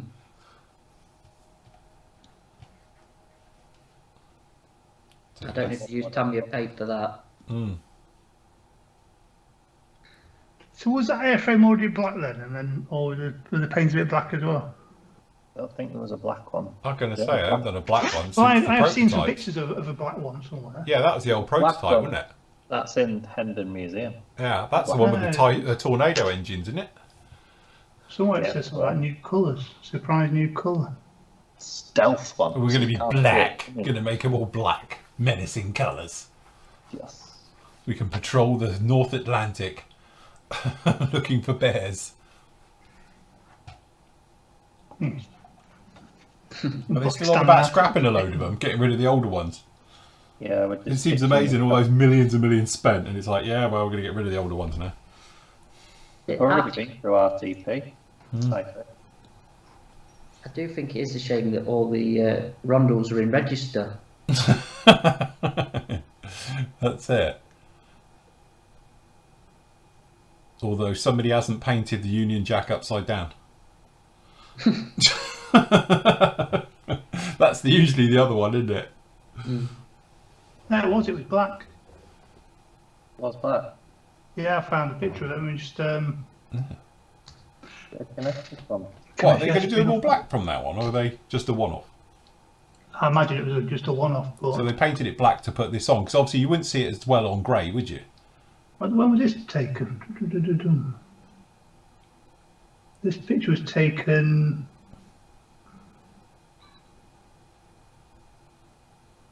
November last year. All right, so perhaps it was then. I don't know. Let me share screen.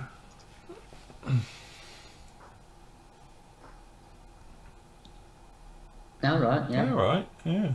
It's the same tail number. Yeah. I'll stop sharing the screen black so I one? can get a shot. Mm. It is the same tail number as the Union Jack one. Mm. Stealth Fair enough. type.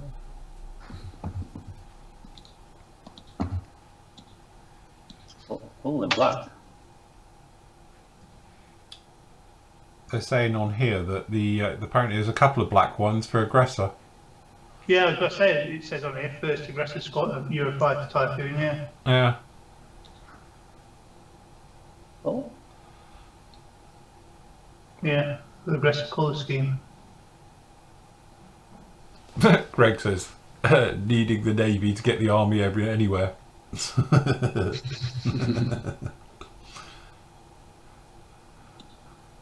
Shark grey, the actual colour is. Oh right, okay. Is that available through someone? Someone done it yet? It will be. It'll be like that one for the Buccaneer, won't it? Squirrel grey. Yes. Here we go again. What grey's that? Oh Jesus. Yeah, somebody will do a decal sheet of that. Don't worry. Definitely. Yeah.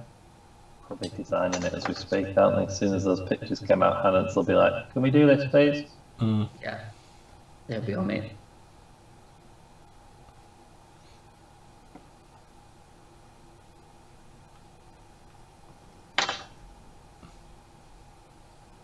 Yeah, the Canadians used to do some fantastic Hornets because I know I've built them all.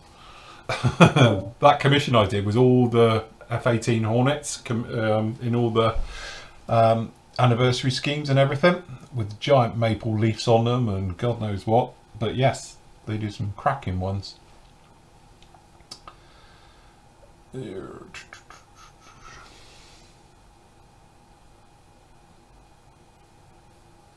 Yeah, the Oregon F-15. Who did it as a kit? Great Wall Hobbies. Great Wall Hobbies, yeah. Great Wall Hobbies do it is with a kit with those markings and all the rest of it, with the head and the feathers. Mm-hmm.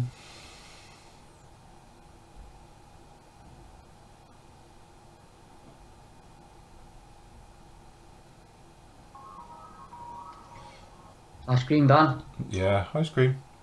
Just too much. Yeah, we were talking about that A10 yesterday. The Red Devils one, the anniversary with the A10 in the old markings with the where it's in the sort of olive drab invasion stripes and got the Red Devils on the side. Good markings.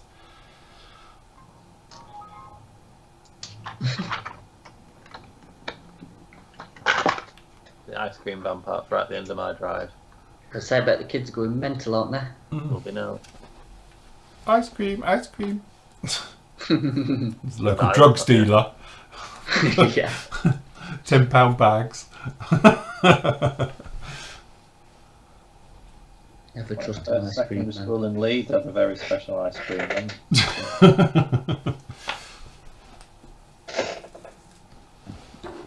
They got caught. Is that it, Andy? Is it finished? Is it done? Yeah, isn't it? Wingtips need finishing off, but Good lad.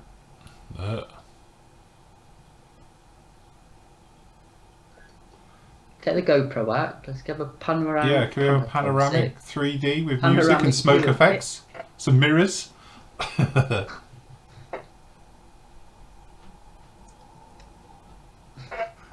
think I can actually. You can, can't you do it. it off your That's the phone? machine gun. Yeah.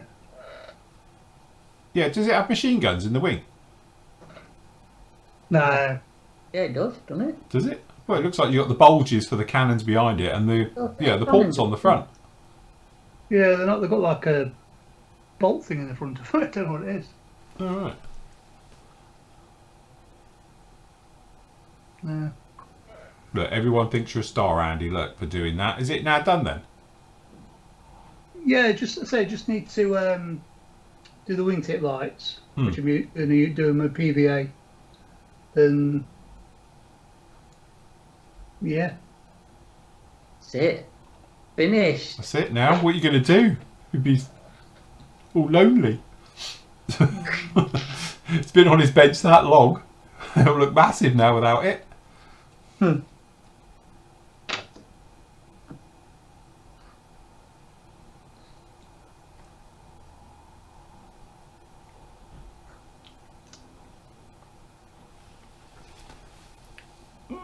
Very nice. Very, very nice.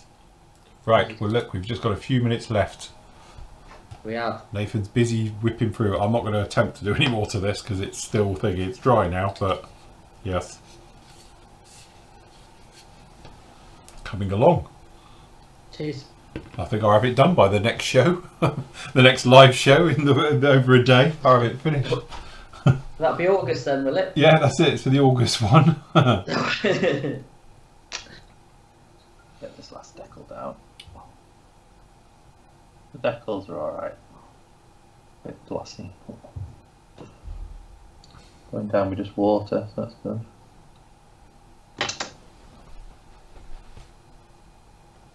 Can't believe I smell like this.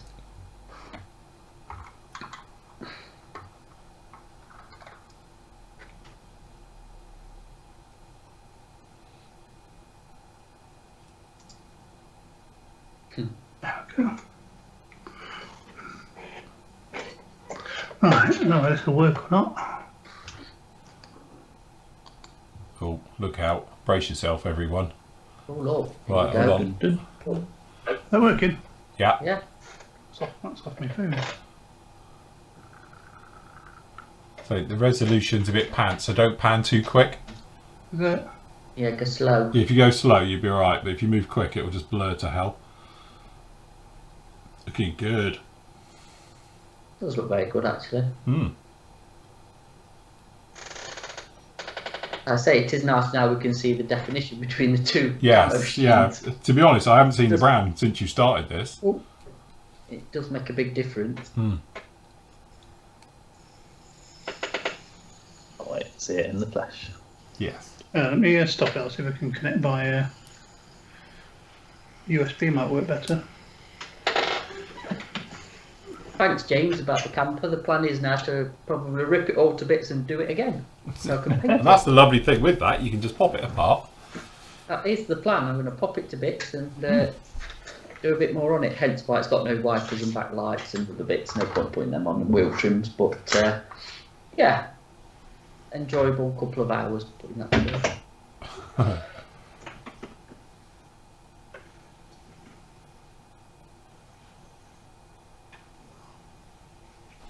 Has anyone actually used the clear parts for wingtip lights? I don't know. No, not normally. To be honest, the Tamiya ones that I used on the Zero, they are probably the best fit I've ever known. Because they're big lights on that anyway, but they literally go in perfectly, which is probably a first. They always seem an afterthought to me on design.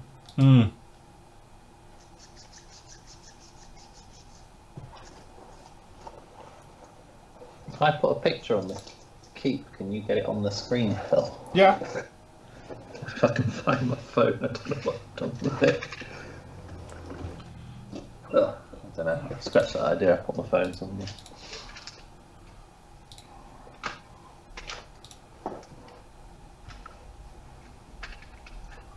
I can't find my phone. I'll just grab it. There's a little. Where are we? There. That's how Shall I show a picture of Isla as she's? Where's Dave? Oh, there he is. There we go. Oh, hold up. Sorry, wrong one. There you go. I know. It's F16. Got nice tail obviously, markings. The decals are going to see all the mess in the background.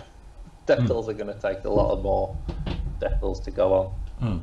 But it's a pretty swift little kit. It is. It is. I think it's kind of lovely. It looks very F16. To be honest, considering its scale, it's got a nicer cockpit than some of them. Some of them just look wrong, but the cockpit looks right for it. So, yeah, Maybe the nose is a little bit bulbous, but the rest of it's all right. The nose, yeah, the nose is not quite right, but again, for scale, I think you can get away with a lot. I think the decals are a bit. I think these stencils are standing out a bit too much, upsy daisies, but I think I could always just go over them with a bit of paint. Yeah. Just do a mist coat over the top, but I think obviously I'm not going to get the decals on tonight. That's it. That's Trying done. to know if it's going to be any high resolution or not. Hold on, let me come to you. Share Where are you? screen. Jumping everywhere now. Which one are you on? Hold on, you're going that way. Hold on, hold on. All right, okay, try that. Is that high That's resolution? better. or Yeah, not? no, that's fine. That's turned out lovely. It does. Yeah, really, really nice. Really, really nice that. Well, you can see the camo better, can't you? It's not 70-71, it's close. Eh? It's not standard 2 grains that. It's 73, 70, 72, 73. 72, 73. Got a slightly sprayer. Yeah. Very nice. That's award-winning, Andy. That is. I won't go that far. Then that'll get a rosette. If we can get to that model show, it'll get a rosette, that will. What you have to do now is unlock the thread and edit the video for the D6. Oh, hold on, let me just see if I can just get the. Oh, what we're doing here? Hold on, I might be able to do something as well. Hold on, I just need to get another video feed in from. I hope I can get it to work. If I can get it to go. Hold on. Come on.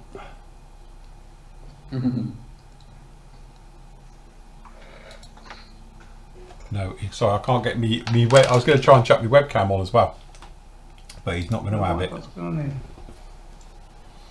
So yes, there we go. There's me. He's. See, Looking smart, isn't it? nice and shiny. Very shiny. Very, very shiny. It's very shiny. It's all right. It'll dull down. I like the blue tail, it looks cool, doesn't it? Yeah, So yes, very nice. we'll get that finished on another show, eh? Yeah. Cool. Very good. So Well I've got done, everybody. Hold on. Let me just do that way. No, wrong one. Sorry. Hold on. I'm all over me placing me cameras today. We want that one, and we want that one. I'll have to do. There we have it. There we go. So well done, everybody. Hats off to Andy for your Telford Award pedigree. That's it. World Model of the Year. I think you should enter it. Yeah, right. It'll be fine. Very good. Right. Well, look. Thank you very much for joining us today. The time has come for us to shuffle off and leave you all to it. You've had quite enough of us for today, but it's been fantastic for you guys to join along, being in, getting involved, getting your questions in. Yes. Yo, what's happened to your audio? It's gone rubbish. That's it. Yeah, it's different. bad. Hold on. Right. How's that? That's better. That's better. Sorry. Start again, please. Sorry. I was just saying, thank you very much for everyone for joining us today. I don't know quite what happened there. But it's been an absolute pleasure as always. We will let you now shuffle off and get onto your own devices and things now. We're going to have a little bit of a break for a couple of days, but obviously we'll be back with you on Tuesday, back with it as normal, as make our way through. Thank you very much for the guys for joining me today. Pleasure as always. Thank you, and thank you everybody for all the purchases you've made. Yes, thank you for all your orders and stuff like that. Obviously, that's going to be shutting down at any second now for all those special prices. So I think it already has, isn't it, on Andy's side? Yeah, I should have ordered them yet. Yeah. Cool. But the others will be going down as well. Thank you very much for joining us. Thank you to all the Flory family for supporting us as always and making these things all possible. Without you guys, we wouldn't be here. So massive thank you to you guys, and we will see you all very, very soon. So till later, everybody. Happy modelling. Take care. Have a great bank holiday. Enjoy the weather. Bye. We are out of here. So see you later. Bye. Bye bye.